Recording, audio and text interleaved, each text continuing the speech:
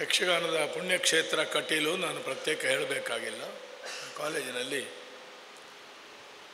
Academy ಮತ್ತು ದುರ್ಗಾ ಮಕ್ಕಳ ಮೇಳ ಶ್ರೀ ಕ್ಷೇತ್ರ ಇದರೆಲ್ಲರ ಆಶ್ರಯದಲ್ಲಿ ಒಂದು ಅರ್ಥಪೂರ್ಣವಾದ ಗೋಷ್ಠಿ ನಡೀತಾ ಇದೆ. ಇಂತಹ ವಿಚಾರ ಮಂಥನಕ್ಕೆ ನಾವು ಹಲವು ಕಡೆ ಹೇಳುವ ಹಾಗೆ ಹೇಳಿಕೊಂಡೇ ಇರೋದು. ಹೆಚ್ಚು ಜನ ಬೇಕಿತ್ತು ಅಂತಾಗ ಬಂದವರನ್ನು ನಾವು ಏನು ಹೇಳಿದಾಗಾಗ್ತದೆ. ಅದರಿಂದ ಬಂದವರೇ ನಮಗೆ ಮುಖ್ಯ. ಮೊದಲಾಗಿ ತುಂಬ ಒಳ್ಳೆಯ ರೀತಿಯಲ್ಲಿ ಬಹಳ ಆಲೋಚನೆ ಮಾಡಿ 3 ಗೋಷ್ಠಿಗಳು, ಔಚಿತ್ಯ ಪರಾಮರ್ಶೆ, ಸಮನ್ವಯದ ವಿಷಯ ಇವರನ್ನೆಲ್ಲ ತೆಕ್ಕೊಂಡು ತುಂಬ ಉತ್ಕೃಷ್ಟವಾದ ಒಂದು ಗೋಷ್ಠಿಯನ್ನು ಪರಿಕಲ್ಪನೆ ಮಾಡಿ ಆಯೋಜಿಸಿರುವ ಸಂಬಂಧಪಟ್ಟ ಎಲ್ಲ ಸಂಯೋಜಕರಿಗೆ, ವ್ಯವಸ್ಥಾಪಕರಿಗೆ ನಾನು ಹಾರ್ದಿಕವಾದ ಅಭಿನಂದನೆಗಳನ್ನು ಮೊದಲು ಸಲ್ಲಿಸ್ತೇನೆ. ಒಳ್ಳೆ ರೀತಿಯಲ್ಲಿ ಆಲೋಚನೆ ಮಾಡಿದ್ದೀರಿ. ಯಾಕಂದರೆ ಒಂದು ವಿಷಯದ ಮೇಲೆ ಬಾರದಿರುವ ವಿಷಯಗಳನ್ನು ಪುನಃ ಪುನಃ ತಕ್ಕೊಳ್ಳೋದು, ಬಂದ ವಿಷಯ ಆದರೂ ಹೊಸ ರೀತಿಯಲ್ಲಿ ಹೇಗೆ ಮಾಡಬಹುದು ಅಂತ ತುಂಬ ಯೋಚನೆ ಮಾಡಿದ್ದೀರಿ. ಕೆಲವು ಸಲ ಏನಾಗ್ತದೆ ಅಂದರೆ, ಒಂದು ಹೆಡ್ಡಿಂಗ್, ಒಂದು ಗೋಷ್ಠಿಯ ವಿಷಯದ ಸೂಚಿಯೇ ಒಂದು ಬೋಧಕವಾಗಿರ್ತದೆ. ಅಮೇರಿಕನ್ ಇನ್ಸ್ಟಿಟ್ಯೂಟ್ ಆಫ್ ಸ್ಟಡೀಸ್ನಲ್ಲಿ ಸೆಲೆಕ್ಟ್ PhDs ಒಂದು ಲಿಸ್ಟ್ ಇದೆ. ಆ ಲಿಸ್ಟ್ ನೋಡಿದರೆ ನಮಗೆ ಖುಷಿ ಆಗ್ತದೆ, ಒಂದು ಹೊಸ ವಿಷಯ ಉಳಿತು. ಅಷ್ಟು ಕಲ್ಪನೆ ಮಾಡಿದ್ದಾರೆ ಅವರು. ರಿಸರ್ಚ್ ಹಾಗೆ ಬೆಳೀತಾ ಇದೆ. ಆದರೆ ಒಂದು ವಿಷಯ ಯಾವುದೇ ಸಂಶೋಧನೆ ಗೋಷ್ಠಿಯಲ್ಲಿ ಯೋಚಿಸಬೇಕಾದ್ದು ಆನ್ವಯಿಕವಾಗಿ ಅದರ ಪ್ರಯೋಜನ ಏನು ಅಂತ.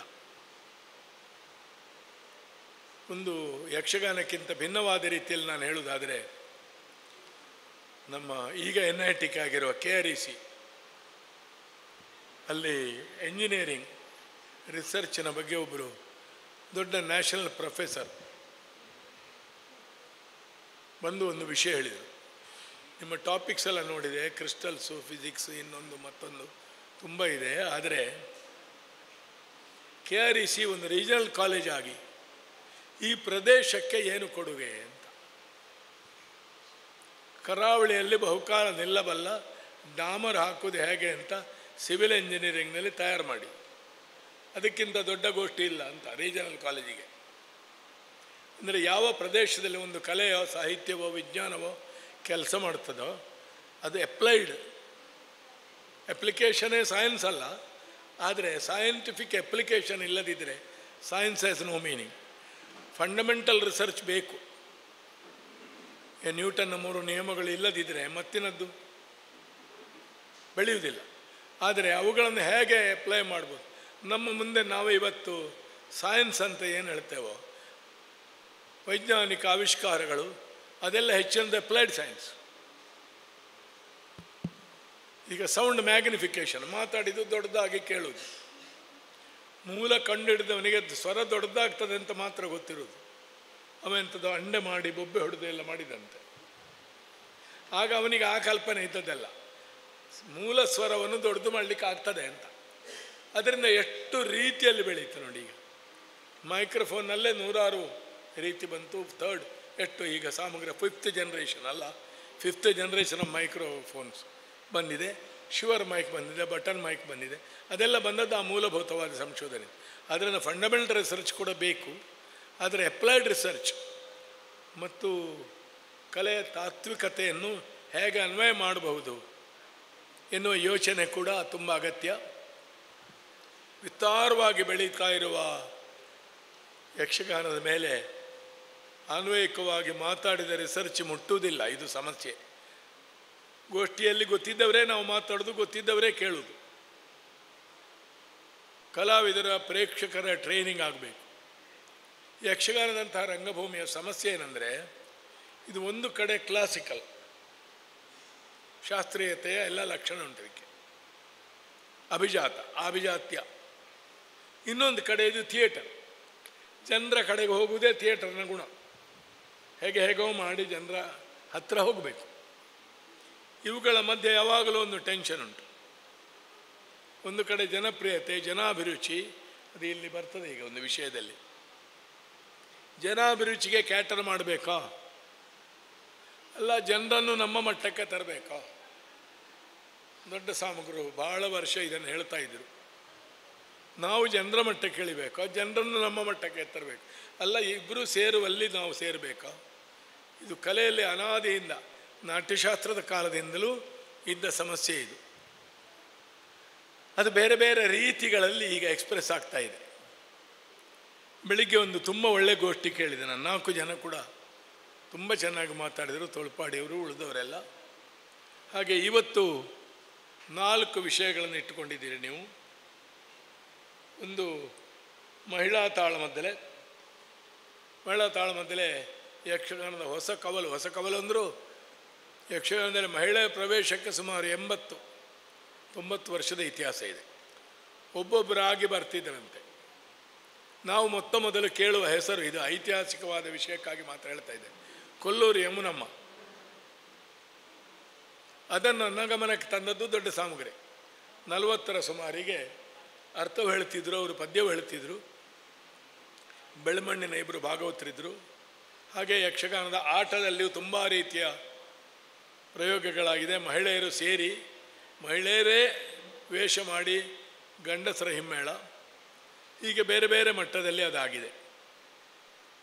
ಈಗ ಮಹಿಳಾ ತಾಳಮದ್ದಲೆ ತಂಡಗಳೇ ಸುಮಾರು ಹೆಚ್ಚು ಕಡಿಮೆ, ತಾಳಮದ್ದಲೆ ಆಟದ ತಂಡಗಳು ಸೇರಿ ಹತ್ರ 50-60 ಇರ್ಬೋದು. ಜಾಸ್ತಿ 100 ಉಂಟ, 50 ಉಂಟು ಖಂಡಿತ. ಆದ್ದರಿಂದ ಇದು ಇನ್ನು ಮುಂದೆ ಹೇಗೆ ಸಾಗಬೇಕು ಅಂತ ಇಲ್ಲಿ ನಾನು 2 ವಿಷಯ ಮೊದಲೇ ಹೇಳಲಿಕ್ಕೆ ಬಯಸ್ತೇನೆ. ನಂಬರ್ 1, ಪುರುಷರು ಪ್ರದರ್ಶಿಸುವ ಯಕ್ಷಗಾನದ ಪರಿಣತಿಯನ್ನು ನೀವು ಈಗಲೇ ಮಹಿಳೆಯರಲ್ಲಿ ನಿರೀಕ್ಷೆ ಮಾಡಬೇಡಿ. Give them time.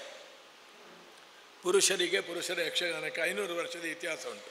ಆದರೆ ನಿಮಗೆ 500 ವರ್ಷ ಕೊಡಲಿಕ್ಕೆ ಆಗೋದಿಲ್ಲ. ನಮಗೆ ನೋಡಲಿಕ್ಕೆ ಸಿಗಬೇಕು ನಾವಿದ್ದ ಕಾಲದಲ್ಲಿ ಕ್ವಾಲಿಟಿ. 2ನೇ ವಿಷಯ ನಾನು ಹೇಳೋದು, ಮಹಿಳೆ ಎಂಬುದೇ ಕ್ವಾಲಿಫಿಕೇಷನೂ ಆಗಬಾರ್ದು. ಮಹಿಳೆಯರು ಪ್ರಯತ್ನ ಮಾಡಬೇಕು. ನನ್ನಲ್ಲಿ ಇದರ ತರಬೇತಿಗೆ ಬಂದಾಗ ನಾನು ಹೇಳಿದ, ಹಾಗಾಗಿ ಮಹಿಳಾ ತಂಡಗಳು ಹೆಚ್ಚು ನನ್ನ ಹತ್ರ ತರಬೇತಿಗೆ ಬರುವುದಿಲ್ಲ. ನಾನು ಹೇಳೋದು, ನೀವು ಮೊದಲು ಒಂದು 3, 4, 10 ಬಾಯಿಪಾಠದ ತಾಳಮದ್ದಲೆ ಮಾಡಿ. ನಾವು ಬಾಯಿಪಾಠವೇ ಮಾಡಿದ್ದು. ಆದರೆ ಸಂಘಗಳಿಂದ ತಯಾರಾದ ತಾಳಮದ್ದಲೆ ಅರ್ಥಧಾರಿಗಳ ಶಕ್ತಿಯೇ ಬೇರೆ. ಈಗಲೂ ದೊಡ್ಡ ತಾಳಮದ್ದಲೆಯಲ್ಲಿ ಈ ಭೇದ ಕಾಣುತ್ತದೆ. ಸಂಘಗಳಿಂದ ತಯಾರಾದವರು ಮತ್ತು ನೇರ ಸೈಡ್ ವಿಂಗ್ಸ್ರಿಂದ ಮುಖ್ಯ ಪಾತ್ರಕ್ಕೆ ಬಂದವರು, ಆ ವ್ಯತ್ಯಾಸ. ಈಗಲೂ ನಾನು ವ್ಯಕ್ತಿಗಳನ್ನು ಹೇಳಿ ಗುರುತಿಸಬಲ್ಲೆ, ಅದು ಸಭ್ಯತೆ ಅಲ್ಲ. ಆದ್ದರಿಂದ ಸ್ವಂತ ಹೇಳಲಿಕ್ಕೆ ಕಲೀರಿ. ಪುರುಷರ ಯಕ್ಷಗಾನಕ್ಕೂ ಆಹ್ವಾನಿತರಾಗಿ ಬರಬಲ್ಲ ಮಹಿಳಾ ಅರ್ಥಧಾರಿಗಳು ಇದ್ದಾರೆ. ಇನ್ನೊಂದು, ಬಾಯಿಪಾಠ ನೀವು ಹೇಳುವುದಾದರೂ ಸಿನಿಮಾ ನಾಟಕ ನೋಡಿ, ಅದರ ಹಾಗೆ ನಾವು ಮಾಡಬೇಕು ಹೇಳಿದಲ್ಲ ನಾನು. ಸಿನಿಮಾ ಮತ್ತು ನಾಟಕ ಕಲಾವಿದರು ಬರೆದು ಕೊಟ್ಟ ಸಂಭಾಷಣೆಯನ್ನು ಕೊಡುವ ರೀತಿ ಉಂಟಲ್ಲ, ಅತ್ಯದ್ಭುತ. The way of delivery. ಅದಕ್ಕಾಗಿ ಅವರು ಬಾಯಿಪಾಠ ಮಾಡ್ತಾರೆ. ಪಿ ವಿ ಕಾರಂತರು ಮಾರ್ಕೆಟಿಗೆ ಕರ್ಕೊಂಡು ಹೋಗ್ತಿದ್ದರು ಸ್ಟೂಡೆಂಟ್ಸನ್ನು. ಹೇಗೆ ಮಾತಾಡ್ತಾರೆ ನೋಡಿ. ಬಸ್ ಸ್ಟ್ಯಾಂಡ್ನಲ್ಲಿ ರಂಗಭೂಮಿಯ ಅಭ್ಯಾಸ ಇದೆ. ನೀವು ಬಸ್ ಸ್ಟ್ಯಾಂಡ್ನಲ್ಲಿ ನಿಂತ್ಕೊಳ್ಳಿ, ಬಸ್ಸು ಬಿಡಬೇಕು ಮಾತ್ರ. ಬಸ್ಸು ಸಿಕ್ಕಬಾರ್ದು ನಿಮಗೆ, ಅಥವಾ ಸಿಕ್ಕಿದ ಬಸ್ಸು ಬಿಡಬೇಕು. ಛಂದಸ್ಸು ನಾರಾಯಣ ಶೆಟ್ಟರೆಲ್ಲ ಸಿಕ್ಕಿದರೆ ಹೇಗೂ ಬಸ್ಸು ತಪ್ಪುತ್ತದೆ, ಬಸ್ಸು ಸಿಕ್ಕುವುದಿಲ್ಲ. ಅಬ್ಸರ್ವೇಷನ್ನ ಮೂಲಕ. ಆದರೆ ಅದು ಕ್ಲಾಸಿಕಲ್ ಕೂಡ ಆಗಬೇಕು, ನಾವು ಮನೆಯಲ್ಲಿ ಮಾತಾಡಿದಾಗ ಆಗಬಾರ್ದು. ಈ ದೃಷ್ಟಿಯಿಂದ ಬೆಳವಣಿಗೆ ಸಾಧ್ಯತೆಗಳು ಇರುವ ಮಹಿಳಾ ತಂಡಗಳು ಕಾರ್ಯಕ್ರಮ ಸಿಗ್ತದೆ ಎಂಬ ಕಾರಣಕ್ಕಾಗಿ ಅಲ್ಲಿಯೇ ನಿಲ್ಲಿಸಬೇಡಿ, ಕೇಳುವ ಹಾಗೆ ಮಾಡಿ ಅದನ್ನು. ನಾನು ಅದನ್ನು ಹೇಳಿದ್ದೀನಿ. ಸ್ವಂತ ತಪ್ಪು ಮಾತಾಡಿದರೂ ತೊಂದರೆ ಇಲ್ಲ. ಈಗ ನಾವು ಮಾತಾಡುವಾಗ ವಾಕ್ಯ ಅರ್ಧ ಆಗ್ತದೆ, ಒಂದೊಂದೇ ಶಬ್ದ ಬರ್ತದೆ, ಅದು ನ್ಯಾಚುರಲ್ ಕಾಣ್ತದೆ. ಸೊ ನ್ಯಾಚುರಲ್ ಮಾಡಿ, ಇಲ್ಲ ನ್ಯಾಚುರಲೈಸ್ ಮಾಡಿ. ಹಾಗೆಯೇ ಅಭಿರುಚಿ ಮತ್ತು ಅಭಿವ್ಯಕ್ತಿ ದೊಡ್ಡ ಸಬ್ಜೆಕ್ಟ್ ಇದು. ಜನಾಭಿರುಚಿ ಏನು, ಅಭಿವ್ಯಕ್ತಿಯ ವಿಧಾನ ಹೇಗೆ, ಅಭಿರುಚಿಗೆ ನಾವು ಕ್ಯಾಟರ್ ಮಾಡೋದಾದರೆ ಹೇಗೆ ಮಾಡಬೇಕು, ಇದು ಒಂದು ಸಮಸ್ಯೆ. ಲಕ್ಷ್ಮಣ ಭಟ್ರ ಸಬ್ಜೆಕ್ಟ್ ಎಂಥದ್ದು? ಅದೇ ಆದ ಬೆಳವಣಿಗೆಯಲ್ಲಿ ಔಚಿತ್ಯ, ಧನಾತ್ಮಕ ಋಣಾತ್ಮಕ ತುಂಬ ಉಂಟು, ಕಂಡಾಬಿಟ್ಟೆ. ನಾನೇ ಒಂದು 2-3 ದಿವಸ ಮಾತಾಡಿಯದು. ಅಲ್ಲ, ನಾನು ಮಾತಾಡೋದಿಲ್ಲ, ಹಾಗೆ ಹೆದರಬೇಡಿ ನೀವು ಬಂಧುಗಳೇ. ಇಲ್ಲಿ ಇದರ ಸುತ್ತ ಪ್ರಸ್ತಾವಿಸಬೇಕಾದ ಕೆಲವು ವಿಷಯಗಳನ್ನು ನಾನು ನೇರ ಅದಕ್ಕೆ ಸಂಬಂಧಪಟ್ಟಂತಲ್ಲ, ಇಟ್ಸ್ ಎ ರೆಸ್ಪಾನ್ಸ್. ನಿನ್ನೆ ಅಲ್ಲಿಂದ ಪ್ರಾರಂಭಿಸ್ತೇನೆ. ನಿನ್ನೆ ಮಕ್ಕಳ ಮೇಳದ 50ನೇ ವರ್ಷದ ಸಂದರ್ಭದಲ್ಲಿಯೂ ನಾನು ಪ್ರಸ್ತಾವಿಸಿದ ವಿಷಯ ಈಗ ಇಲ್ಲಿ ಹೇಳ್ತೇನೆ ಪುನಃ. ನಾಟಕ ನಿರ್ದೇಶಕರು ಪ್ರಸಿದ್ಧರು ವೆಂಕಟರಮಣ ಹಿತ್ತಾಳರು ಒಂದು ಹೇಳಿದರು, ನಮಗೂ ಎಷ್ಟೋ ಸಲ ಕಂಡ ವಿಷಯ. ಎಲ್ಲ ಪ್ರಸಂಗಗಳನ್ನು ಎಲ್ಲರೂ ಆಡಬಹುದು ಅನ್ನೋದು ಒಂದು ಬೇರೆ, ಮಕ್ಕಳಿಗಾಗುವಾಗ ಯಾವ ಪ್ರಸಂಗ ಕೊಡಬೇಕು ಅಂತ. ಈಗ ಸುಧನ್ವ ಪ್ರಭಾವತಿ ಸತಿ ಶಿರೋಮಣಿ ಚೆನ್ನಾಗಿ ಕುಣಿತಾಳೆ ಹುಡುಗಿ, ಆದರೆ ತುದಿ ಮಳೆ ವಿಷಾಖ ಒದಗುತ್ತಾ ಬಂತು, ಸಂತಾನಾಪೇಕ್ಷೆ, ಇಂಥ ವಿಷಯ ಆ ಮಕ್ಕಳ ಹತ್ರ ಹೇಗೆ ಹೇಳಿರ್ತೀರಿ ನೀವು? ಪ್ರಭಾವತಿ ಸುಧನ್ವ ಈ ಸಂವಾದದ ಒಟ್ಟು ಸ್ವರೂಪವನ್ನೇ ಒಂದು ಗೃಹಸ್ಥಾಶ್ರಮದ ನೆಲೆಯಲ್ಲಿ, ಕ್ಷತ್ರಿಯತ್ವದ ನೆಲೆಯಲ್ಲಿ ಅರಗಿಸಿಕೊಳ್ಳಿಕ್ಕೆ ಆ ಕಾಲದಿಂದ ದೂರವಾಗಿರುವ ನಮಗೇ ಕಷ್ಟ ಅದು. ನಾನು ಪ್ರಭಾವತಿ ಅರ್ಥವು ಹೇಳಿದ್ದೇನೆ, ಅದು ಹೇಗಾಗಿರ್ಬೋದು ನೀವು ಊಹಿಸಿಕೊಳ್ಳಿ, ಪುನಃ ಹೇಳುವುದಿಲ್ಲ. ಈ ನೆಲೆಯಲ್ಲಿ ಯಾರಿಗೆ ಯಾವುದು ಕೊಡಬೇಕು ಅಂತ ಮಕ್ಕಳ ಕನಸನ್ನು ವಿಸ್ತರಿಸಬಲ್ಲ ಫ್ಯಾಂಟಸಿ ಆಗಿರುವ ರೀತಿಯನ್ನು ಮಕ್ಕಳಿಗೆ ದೊಡ್ಡವರ ಯಕ್ಷಗಾನ ಮಕ್ಕಳಾಡುವುದು ಅದು ಮಕ್ಕಳ ರಂಗಭೂಮಿಯೇ ಅಲ್ಲ ಅಂತಲ್ಲ, ಅದು ಒಂದು ರೀತಿ. ದೊಡ್ಡ ವೇಷಗಳು, ಬಣ್ಣದ ವೇಷ ನೋಡಿ, ಎದ್ದು ಕಾಣುವ ಒಂದು ಕಾಂಟ್ರಾಸ್ಟ್. ಸಣ್ಣ ಸಣ್ಣ ಮಕ್ಕಳು ಕುಣಿಯುವಾಗ ಈ ಗಾತ್ರದ ಚೆಂಡೆ ಮದ್ದಲೆ ಭಾಗವತಿಕೆ ಕೂಡ ದೊಡ್ಡದು ಕಾಣ್ತದೆ. ಅದಕ್ಕೆ ಏನಾದರೂ ಒಂದು ವ್ಯವಸ್ಥೆ ಮಾಡಬೇಕು, ಹೇಗೆ ಅಂತ ನನಗೆ ಗೊತ್ತಿಲ್ಲ. ಮಹಿಳಾ ಯಕ್ಷಗಾನಕ್ಕೆ ಅಷ್ಟು ಸಮಸ್ಯೆ ಇಲ್ಲ, ಮಹಿಳೆಯರದ್ದು ಏರು ಶ್ರುತಿಯೇ, ಮನೆ ಒಳಗೂ ಮನೆ ಹೊರಗೂ ಗಟ್ಟಿ ಸ್ವರವೇ. ಈಗ ಬಲಿಪ ಭಾಗವತರ ಕಪ್ಪು ಮೂರರ ಪದ್ಯ ಒಂದು ಮಹಿಳಾ ಭಾಗವತರಿಗೆ ಕಷ್ಟವೇ ಅಲ್ಲ ಹೇಳಲಿಕ್ಕೆ, ಯಾಕೆಂದರೆ ಅವರ ಸ್ವರವೇ ಅಲ್ಲಿರು, ಅವರಿಗೆ ಕಪ್ಪು ಒಂದು ಬಿಳಿಯೆರಡರಲ್ಲಿ ಹೇಳಲಿಕ್ಕೆ ಕಷ್ಟ. ಇನ್ನೊಂದು ವಿಷಯ, ಅದು ಮರೆತು ಹೋಗುವ ಮುನ್ನ ವಿಷಯ ಹೇಳೋದು, ಒಂದು ಕ್ಷೇತ್ರದಲ್ಲಿ ಒಂದು ಡಾಮಿನೆಂಟ್ ನೆರೇಟಿವ್, ಒಂದು ಪ್ರಭಾವಿಯಾದ ವಿಷಯ ಹೇಗೆ ಬರ್ತದೆ ಅಂತ ನಿನ್ನೆ ನನ್ನ ಮಿತ್ರರೊಬ್ಬರು ಅದನ್ನು ತುಂಬ ಚೆನ್ನಾಗಿ ಹೇಳಿದರು. ಯಾರು ಅಂತ ಆಮೇಲೆ ಹೇಳುವ, ಈಗ ಬೇಡ. ಅದು ನಮ್ಮ ಪುರುಷರ ತಾಳಮದ್ರೆಯಲ್ಲೇ ಒಂದು ತಲೆಮಾರು ಹಿಂದೆ ಪ್ರಧಾನವಾಗಿ ಅವರೇ ಅರ್ಥಧಾರಿಗಳು ಅಂತ ನಾನು ಹೇಳೋದಲ್ಲ, ಎಲ್ಲ ಕಾಲಗಳಲ್ಲಿ 2-3 ಸಾವಿರ ಅರ್ಥಧಾರಿಗಳಿದ್ದಾರೆ 2-3-4 ಜಿಲ್ಲೆಯಲ್ಲಿ. ಈಗ ಶೇಣಿಯವರು, ಸಾಮುಗರು, ರಾಮದಾಸ್ ಸಾಮುಗರು, ಆನಂದ ಮಾಸ್ಟರು, ಪೆರ್ಲ ಪಂಡಿತರು, ಸೀತಾರಾಮಯ್ಯ, ಎಂ.ಆರ್. ಲಕ್ಷ್ಮೀನಾರಾಯಣ ಶಾಸ್ತ್ರಿಗಳು, ಗೋವಿಂದ ಭಟ್ರು, ಸುಂದರರಾವ್ ಸೇರಿ ಒಂದು 10-20 ಅರ್ಥಧಾರಿಗಳು. ಆಮೇಲೆ ನಾವೆಲ್ಲ ಇದ್ದೇವೆ, ಎಮ್.ಎಲ್. ಸಾಮುಗರು, ನಾನು ಒಬ್ಬ ಇದ್ದೇನಲ್ಲ ಎಡೆಯಲ್ಲಿ, ಎಲ್ಲ ಕರ್ಮವೇ. ಇವರೆಲ್ಲ ಮಾತಾಡೋದ್ರಲ್ಲಿ ಒಂದು ವೈಶಿಷ್ಟ್ಯ ಏನಿತ್ತು ಅಂದರೆ, ಮೈನಸ್ ಪಾಯಿಂಟ್ ತುಂಬ ಇರ್ಬೋದು, ಎಲ್ಲರದ್ದು ಒರೇಷನ್ ಮತ್ತು ನರೇಷನ್, ಇದು ನನ್ನ ಶಬ್ದ ಅಲ್ಲ, ನನ್ನಲ್ಲಿ ಹೇಳಿದವರ ಶಬ್ದ, ಅದು ಬೇರೆ ಬೇರೆ ಇತ್ತು. ಈಗ ದೊಡ್ಡ ಸಾಮಗ್ರಿ ಶೇಣಿಯವರು ಪೂರಕವಾದದ್ದು ಹೇಗೆ, ತೀರ ಭಿನ್ನವಾದ ಕಲಾ ಮಾರ್ಗಗಳವರು, ಡಿಫ್ರೆಂಟ್, ಅವರು ಹೇಳುವ ರೀತಿ ಶೈಲಿ ಎಲ್ಲ. ಅದರ ಪ್ರಧಾನ ಜೊತೆಗಾರರು ಅಂತಲೋ ಸ್ಪರ್ಧಿಗಳಂತಲೋ ಗುರುತಿಸಲ್ಪಡಲಿಕ್ಕೆ ಕಾರಣ ಏನು, ಈ 8-10 ಕಲಾ ಮಾರ್ಗಗಳು ಹೇಳುವ ಕ್ರಮವು ಕೂಡ ತುಂಬ ಡಿಫ್ರೆಂಟ್. ಅದು ಪೂರಕತೆ, ವಿಭಿನ್ನತೆಯಲ್ಲಿ ಪೂರಕತೆ, ಕಾಂಪ್ಲಿಮೆಂಟರಿ ಇನ್ ಕಾಂಟ್ರಡಿಕ್ಷನ್ ಅಂತ ಅದನ್ನು ಹೇಳ್ಬೋದೇ ನನಗೆ ಗೊತ್ತಿಲ್ಲ, ಲಿಟರರಿ ಕ್ರಿಟಿಕ್ಸ್ ಯೋಚನೆ ಮಾಡಿ ಹೇಳಬೇಕು. ಆ ಥರ ಈಗ ಕಾಣುವುದಿಲ್ಲ, ನಮಗೆ ಪ್ರಾಯ ಆದ್ದರಿಂದ ಕಾಣುವುದಿಲ್ವೋ. ನಮ್ಮ ಅನಂತರದ ಕಲಾವಿದರ ನರೇಷನ್ ಮತ್ತು ನರೇಟಿವ್ ಸುಮಾರು ಒಂದೇ ನಮೂನೆ ಕೇಳ್ತದೆ. ಇದನ್ನು ಮಹಿಳೆಯರು ಗಮನಿಸಬೇಕು. ಒಂದನ್ನು ನಾವು ಕಲಿಯುವುದಂದರೆ ಹೇಗೆ, ಒಂದು ವಿಷಯವನ್ನು ನೋಡಿ ಕಲಿಯುವುದರಲ್ಲಿ 2 ರೀತಿ ಇದೆ. ಹಾಗೆ ಆಗುವುದು ಹೇಗೆ, ಹಾಗೆ ಆಗದಿರುವುದು ಹೇಗೆ. ಶೇಣಿಯವರ ಅರ್ಥ ಮೋಸ್ಟ್ ಡಾಮಿನೆಂಟ್ ನರೇಟಿವ್.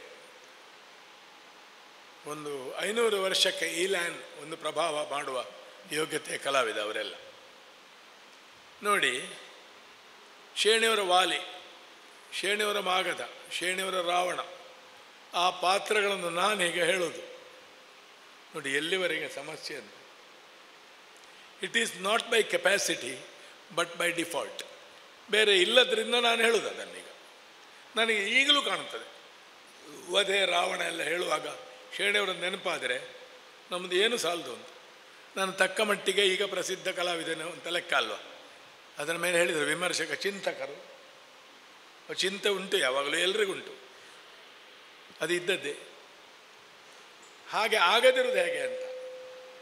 ಈಗ ಪೊಳಲಿ ಶಾಸ್ತ್ರಿಗಳ ಮಾಗಧನಿಂದ ಸ್ಫೂರ್ತಿ ಪಡೆದ ಶೇಣಿಯವರು ಅವರು ಹೇಳಿದ್ದಾರೆ, ನನಗೆ ಗುರುಗಳು ವೆಂಕಪ್ ಶೆಟ್ಟರು ರಿಕಾರ್ಡ್ ಮಾಸ್ಟರ್ ಆದರು, ನನಗೆ ಮಾಗಧನಂಥ ಪಾತ್ರಕ್ಕೆ ಶಾಸ್ತ್ರಿಗಳೇ ನನಗೆ ಸ್ಫೂರ್ತಿ.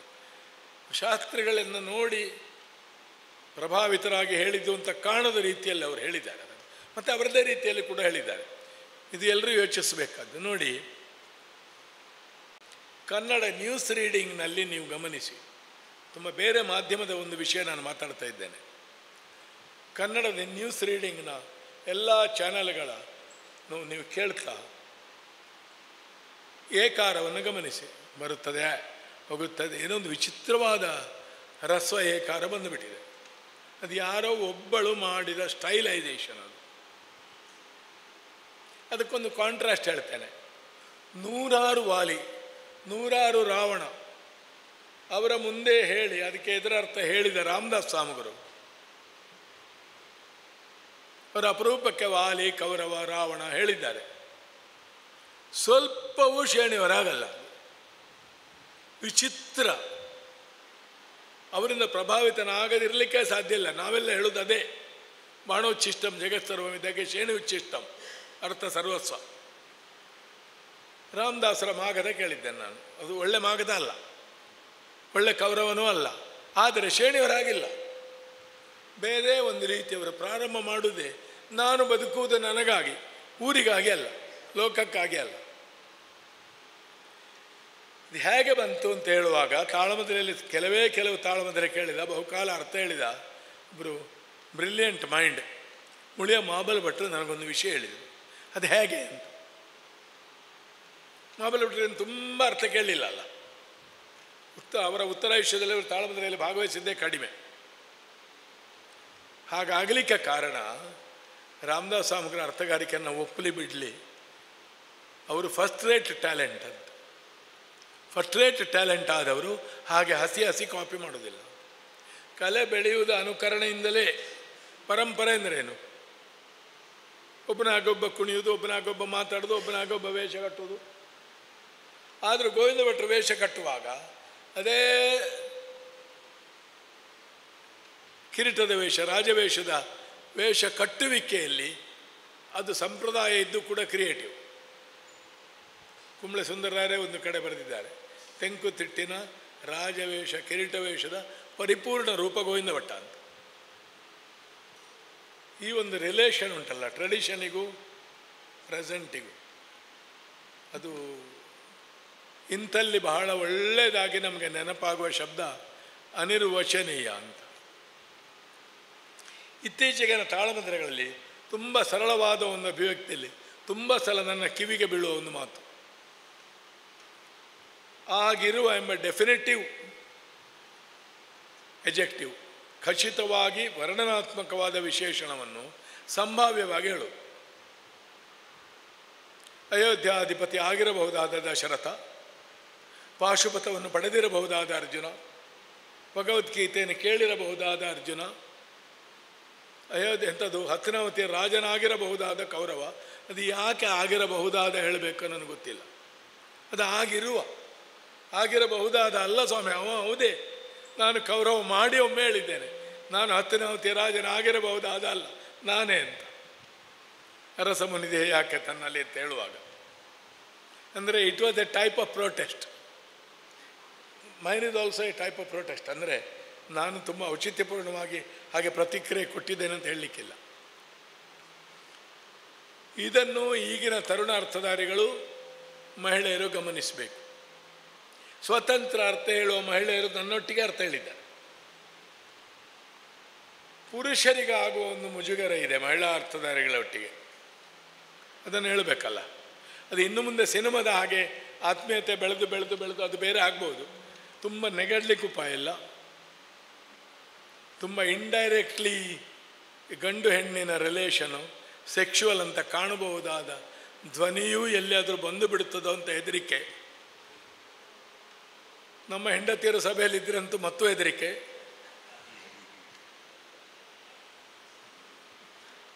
ಇದು ಈಚೆಯಿಂದಲೂ ಇದೆ. ಅಂದರೆ ಜೆಂಡರ್ ಎಂಥದ್ದು, ಜೆಂಡರ್ ಈಕ್ವಾಲಿಟಿಯ ಅಲ್ಲ, ಜೆಂಡರ್ ಸಿಚುವೇಶನ್ ಹಾಗೆ ಹೇಳುವ. ಅದರಲ್ಲಿ ಮಹಿಳೆಯರೊಟ್ಟಿಗೆ ಅರ್ಥ ಹೇಳುವ ಪುರುಷರಿಗೂ ದಾಕ್ಷಿಣ್ಯ ಮಾಡಬೇಕಾ, ಖಂಡಿಸಬೇಕಾ, ಕತ್ತರಿಸಬೇಕಾ? ರಾವಣ ಮಂಡೋದರಿ ಎಲ್ಲ ತೊಂದರೆ ಇಲ್ಲ.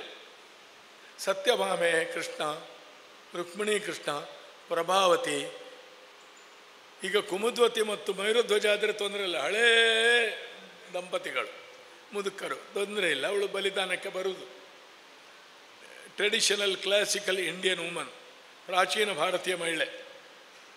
ಆದರೆ ತುಂಬ ಸೂಕ್ಷ್ಮವಾದ ಇಂಥ ವಿಷಯ ಕೂಡ ಮಹಿಳೆಯರು ಗಮನಿಸಬೇಕಾದ ಅಗತ್ಯ ಇದೆ. ಮತ್ತು ಮಹಿಳೆ ಅಂತ ಹೇಳುವಾಗ, ಈಗ ಮಹಿಳಾ ನಾಟಕ ಮಂಡಳಿ ನೋಡಿದ್ದೀರಿ ನೀವು, ಅವರು ಪುರುಷ ಪಾತ್ರ ನೋಡುವಾಗ ಕೆಲವು ರಿಯಾಯಿತಿ ಕೊಡಬೇಕು ನೀವು ಅವರಿಗೆ. ಕೆಲವು ಫೀಚರ್ಸ್ ಎಲ್ಲ ಎಂತ ಮಾಡಲಿಕ್ಕೆ ಸಾಧ್ಯ ಇಲ್ಲ, ಬದಲಾಯಿಸುವುದಾ? Features can't be change. ಆದರೆ ಅದನ್ನು ಇಟ್ಟುಕೊಂಡು ಆ ಮಹಿಳೆ ಗಂಡಸನ್ನು ಹೇಗೆ ಅಭಿವ್ಯಕ್ತಿ ಮಾಡಿದ್ದಾಳೆ ಸ್ವರದಲ್ಲಿ. ಈಗ ನಮ್ಮಲ್ಲಿ ಅನೇಕ ಪ್ರಸಿದ್ಧ ಸ್ತ್ರೀ ಪಾತ್ರಧಾರಿಗಳು ತುಂಬ ಒಳ್ಳೆಯ ಸ್ತ್ರೀ ವೇಷದ, ಈಗ ರಾಮಚಂದ್ರರ ಹಾಗೆ ಐಡಿಯಲಿ ಸೂಟೆಡ್ ಸ್ವರ ಇದ್ದವರಲ್ಲ.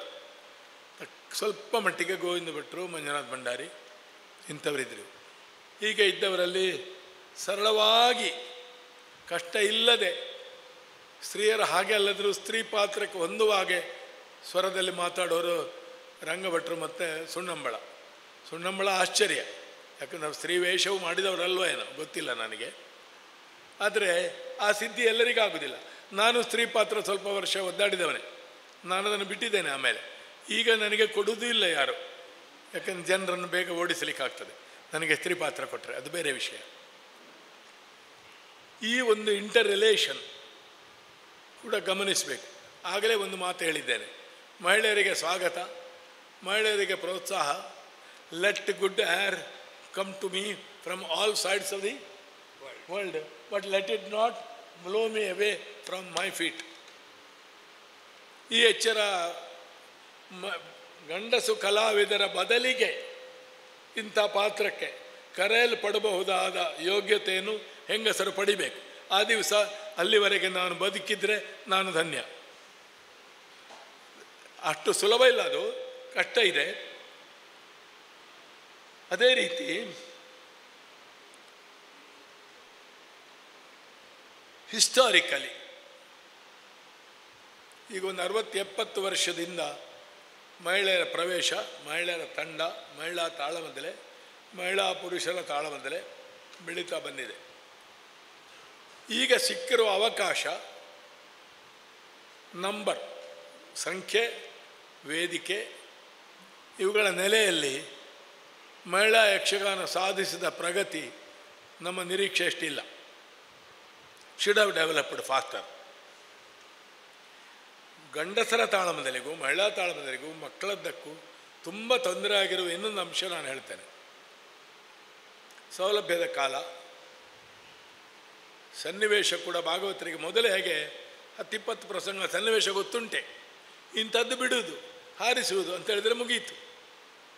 ಈಗ ಹಾಗಿಲ್ಲ, ತುಂಬ ಪ್ರಸಂಗ ಇರೋದ್ರಿಂದ ಲಿಸ್ಟಿಂಗ್ ಪುಸ್ತಕಗಳು ಕೂಡ ಬಂದಿದೆ, ದೃಶ್ಯಾವಳಿ, ಎಡಿಟೆಡ್ ವರ್ಷನ್ಸ್ ಬಂದಿದೆ ಪ್ರಸಂಗಗಳು, ರಂಗ ಪ್ರತಿಗಳು, ತಪ್ಪಲ್ಲ.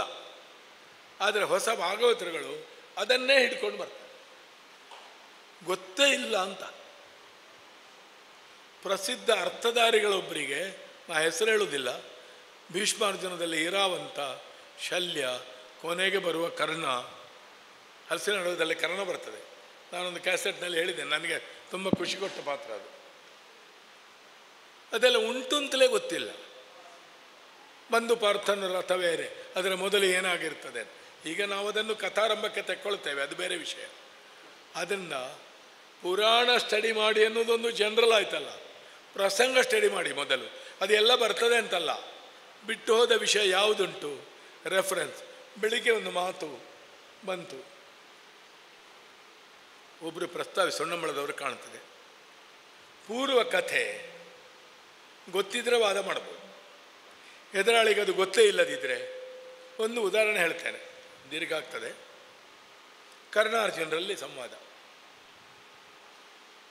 ಚಿತ್ರಸೇನ ಪ್ರಕರಣ ಪ್ರಸಿದ್ಧವಾಗಿ ಬರ್ತದೆ. ನೀ ಕಲಹದೊಳತಿ ಸಹಸಿಗನೆ ಅಲ್ಲ, ಸಹಾಯಕ ತೊಡುವ ವಿಚಾರ. ಅಲ್ಲಿ ಅದು ಬರುವುದು ಒಳ್ಳೆಯದು, ಯಾಕೆಂದರೆ ಚಾಕ್ಷುಷಿ ವಿದ್ಯೆ ಸಹಾಯಕ ತೊಡುವ ವಿಚಾರ, ಕನೆಕ್ಟೆಡ್ ಅದು. ಮೂಲ ಭಾರತ ಪ್ರಕಾರ ಕರ್ಣ ಗೆದ್ದಿರ್ತಾನೆ, ಚಿತ್ರಸೇನ ಸೋತಿರ್ತಾನೆ, ಗಮನಿಸಿ. ಆಮೇಲೆ ಚಿತ್ರಸೇನ ಅವನದ್ದು ಬೇರೆ ವಿದ್ಯೆ ಉಪಯೋಗಿಸೋದು. ಅದರಲ್ಲಿ ಎಲ್ಲರನ್ನು ಬಂಧಿಸ್ತಾನೆ, ಧರ್ಮರಾಯನಲ್ಲಿ ಹೋಗ್ತಾರೆ, ಶರಣಾಗ್ತಾರೆ, ಬೇರೆ. ಇದು ಎರಡೂ ಗೊತ್ತಿದ್ರೆ ಮಾತ್ರ ಕರ್ಣಾರ್ಜುನರ ಅರ್ಥ ಹೇಳೋವರಿಗೆ ವಾದಿಸಲಿಕ್ಕೆ ಸಾಧ್ಯ. ಕರ್ಣ ಹೇಳುವುದೇನು, ನಾನು ನೇರವಾದ ಯುದ್ಧದಲ್ಲಿ ಗೆದ್ದಿದ್ದೇನೆ. ನಮಗೆ ಗೊತ್ತಿಲ್ಲದ ವಿದ್ಯೆ ಒಂದರಲ್ಲಿ ಅವನು ಗೆದ್ದಿದ್ದಾನೆ, ಅದು ನಿನಗೆ ಗೊತ್ತಿತ್ತು, ನೀನು ಗೆದ್ದಿದ್ದಿ ಏನೋ. ಅದಕ್ಕೆ ಅರ್ಜುನದು ಪ್ರತಿವಾದ ಉಂಟು, ನಿನಗೆ ಗೊತ್ತಿಲ್ಲದ ಅನೇಕ ವಿಷಯ ನನಗೆ ಗೊತ್ತುಂಟು, ಅದು ನಿನಗೆ ನೆನಪಿರಲಿ ಅಂತ. ಈ ರೀತಿ ಬ್ಯಾಲೆನ್ಸಿಂಗ್ ಮಾಡಬೇಕಾದರೂ ಕೂಡ 3 ಥರದ ಸೋರ್ಸ್. ಇದು ಕೂಡ ಬೆಳಿಗ್ಗೆ ಪ್ರಸ್ತಾವಿಸಲ್ಪಟ್ಟ ವಿಷಯ. ಮೂಲ ಕಾವ್ಯ, ಕನ್ನಡ ಕಾವ್ಯ, ಪ್ರಸಂಗ. ಕೆಲವು ಕಡೆ ಅಪರಿಹಾರ್ಯವಾದ ವಿರೋಧಗಳಿದ್ದಾವೆ. ಕಾಶಿರಾಜನ ಸಭೆಯಲ್ಲಿ ನಾನು ತಮ್ಮನಿಗಾಗಿ ಕೊಂಡೋಗ್ತೇನೆ ಅಂತ ಹೇಳುವುದನ್ನು ಭೀಷ್ಮ ಹೇಳಿದ್ದಾನೋ ಇಲ್ಲವೋ ಅಂತ ಒಂದು ದೊಡ್ಡ ವಾದಾಂಶ. ಅದನ್ನು ತುಂಬ ಒತ್ತಿ ಹಿಡಿದರೆ ತಾಳ ಬಂದರೆ ಮುಂದೆ ಹೋಗ್ಲಿಕ್ಕಿಲ್ಲ. ಬೇಡ, ಕೃಷ್ಣ ಸಂಧಾನದಲ್ಲೇ ರಾಜ್ಯ ಕೊಡ್ತೇನಂತ ನೀನು ಒಪ್ಪಿದೆಯೋ ಇಲ್ಲೋ ಅಂತ ಕಂಠೋಕ್ತ ಮಾಡಿದರೆ ಕೃಷ್ಣ, ಕೌರವ ಬಿಡಿ, ಕೌರವನಿಗಿಂತ ದುಷ್ಟರಾದ ಈಗ ನಮ್ಮಂಥವರೇ ಆದರೂ ಕೂಡ ನಾವೆಂಥದ್ದು ಮಾಡೋದು? ಈಗ ಮುಂದೆ ಹೋಗುದು ಹೇಗೆ? ಕೇಳಿದೆ ಕರ್ಣ ಅಂತ ತೆಗಿಬೇಕು. ಶೇಣಿಯವರು ಮಾಡಿದ ಹಾಗೆ ತುಂಬ ತೀವ್ರವಾದ ವಾದಾಂಶ ಇರುವಾಗ ಅವರು ಮುಂದಿನ ಪದ್ಯ ಅವರದ್ದಿದ್ದರೆ ಅಲ್ಲಿ ವಾದ ಮಾಡುವುದು. ಈ ರೀತಿಯ ಸೂಕ್ಷ್ಮ. ಮತ್ತು ಪರ್ಸನಲ್ ಧ್ವನಿ, ಸಮಕಾಲೀನ ಧ್ವನಿ ಸ್ವಲ್ಪ ಬರ್ತದೆ ತಾಳಂದ್ರಲ್ಲಿ, ಬೇಡ ಅಂದರೆ ಚಂದಕ್ಕೆ ಬರಬೇಕದು. ಮಹಿಳೆಯರಿರುವಲ್ಲಿ ಅದನ್ನು ಹೇಳುವುದು ಕೂಡ ತೊಂದರೆ. ಪರ್ಸನಲ್ ಆಗಿ ಸ್ಪರ್ಶಿಸಬಹುದಾದ ವಿಷಯಗಳು, ಇಂಥದ್ದೆಲ್ಲ ಗಮನಿಸಬೇಕಾದ ವಿಷಯ. ಸಾಯಿಸುಮ ಅವರು ಹೇಳಿದ್ದಕ್ಕೆ ನಾನು ಎಷ್ಟು ರೆಸ್ಪಾಂಡ್ ಮಾಡಿದ್ದೇನೋ, ಅಲ್ಲ ತೆಂಗಿನ ಮರದ ಪ್ರಬಂಧ ಆಯಿತೋ ಗೊತ್ತಿಲ್ಲ. ಒಂದು ಕಲೆಯಲ್ಲಿ ಯಾವಾಗಲೂ ಇದು ಒಂದು ಚರ್ಚೆ. ಅಭಿವ್ಯಕ್ತಿ ಅಭಿರುಚಿಗಳಿಗೆ ಹೇಗೆ ಸಂಬಂಧ ಏನು ಅಂತ, ಅಭಿರುಚಿಗಾಗಿ ಅಭಿವ್ಯಕ್ತಿಯನ್ನು ಮಾಡಬೇಕಾ ಅಂತ. ಸಹಜವಾಗಿ ಒಂದು ಕಲೆ ಅಭಿರುಚಿಯ ಮೇಲೆ ಬದಲಾಗ್ತಲೂ ಇರ್ತದೆ. ಸ್ವಲ್ಪ ಬದಲಾಗದಿದ್ದರೆ 2 ಪಾಠಗಳಿಲ್ಲದ ಸಾಂಸ್ಕೃತಿಕ ವಸ್ತು ಡೆಡ್ ಅಂತೆ. ವೇದದ ಉಚ್ಚಾರದಲ್ಲಿ ಕೂಡ ಉಂಟು. ಎಷ್ಟು ನೀವು ಘನ ಜಟೆ ಪಾಠಗಳನ್ನೆಲ್ಲ ಮಾಡಿ ಬಹುವಿಧ ಪಾಠಗಳನ್ನು ಮಾಡಿದರೂ ವ್ಯತ್ಯಾಸ ಉಂಟು. ಆದರೆ ಹೆಚ್ಚು ಪ್ರಕಾಶಿಸುವ ಹಾಗೆ ಮಾಡೋದು ಹೇಗೆ ಅಂತ. ತಾಳಮದ್ದಲೆ ರಂಗದ ದೊಡ್ಡ ಸಮಸ್ಯೆ ಏನಂದರೆ, ಈಗ ತಾಳಮದ್ದಲೆ ಆಗ್ತಾ ಇದ್ದ ಕೆಲವು ವೇದಿಕೆಗಳಿದ್ದವು, ಹೊಸ ವೇದಿಕೆಗಳ ನಿರ್ಮಾಣ ಆಗಿದೆ, ಅದು ಒಳ್ಳೆಯದು. 2 ಪ್ರಯೋಜನ ಆಗಿದೆ. ಒಂದು, ಜನರು ಬರುವಾಗಿದೆ ಅಲ್ಲಿ. ಇನ್ನೊಂದು, ಅದೇ ಪ್ರಸಂಗ ಇದ್ದದ್ದು ಬದಲಾಗಿದೆ. ಈಗ ಇಲ್ಲೇ ಕಟೀಲ್ನಲ್ಲಿ ಎಂಥದ್ದು ಧರ್ಮವು ರಕ್ಷತೆ ರಕ್ಷಿತ, ಪಂಚಮುಖ ರುದ್ರ, ಇಂಥ 15-20 ವಿಷಯ ತೆಕ್ಕೊಂಡು ಕಲಾವಿದನ ಮೇಲೆ ಒಂದು ಒತ್ತಡವೇ, ಅದು ಮಾಡಬೇಕು, ನೀನು ತಯಾರಾಗಬೇಕು. ಪ್ರಸಂಗ ರಚನೆ ಆಯಿತು. ಅದರಲ್ಲಿ ಹೊಸ ರೀತಿಯ ಮಾತುಗಾರಿಕೆಗೆ ಅವಕಾಶ ಆಗಿದೆ. ಈ ಸಂದರ್ಭದಲ್ಲಿ ನೆನಪಿಸಬೇಕಾದ ಇನ್ನೊಂದು ವಿಷಯ, ಬಹಳ ಕಾಲದಿಂದ ನಾವು ಕೇಳಿ ಬರ್ತಾ ಇರುವ ವಿಷಯ, ಸ್ವಲ್ಪ ಮಟ್ಟಿಗೆ ಸತ್ಯವೂ ಅದು.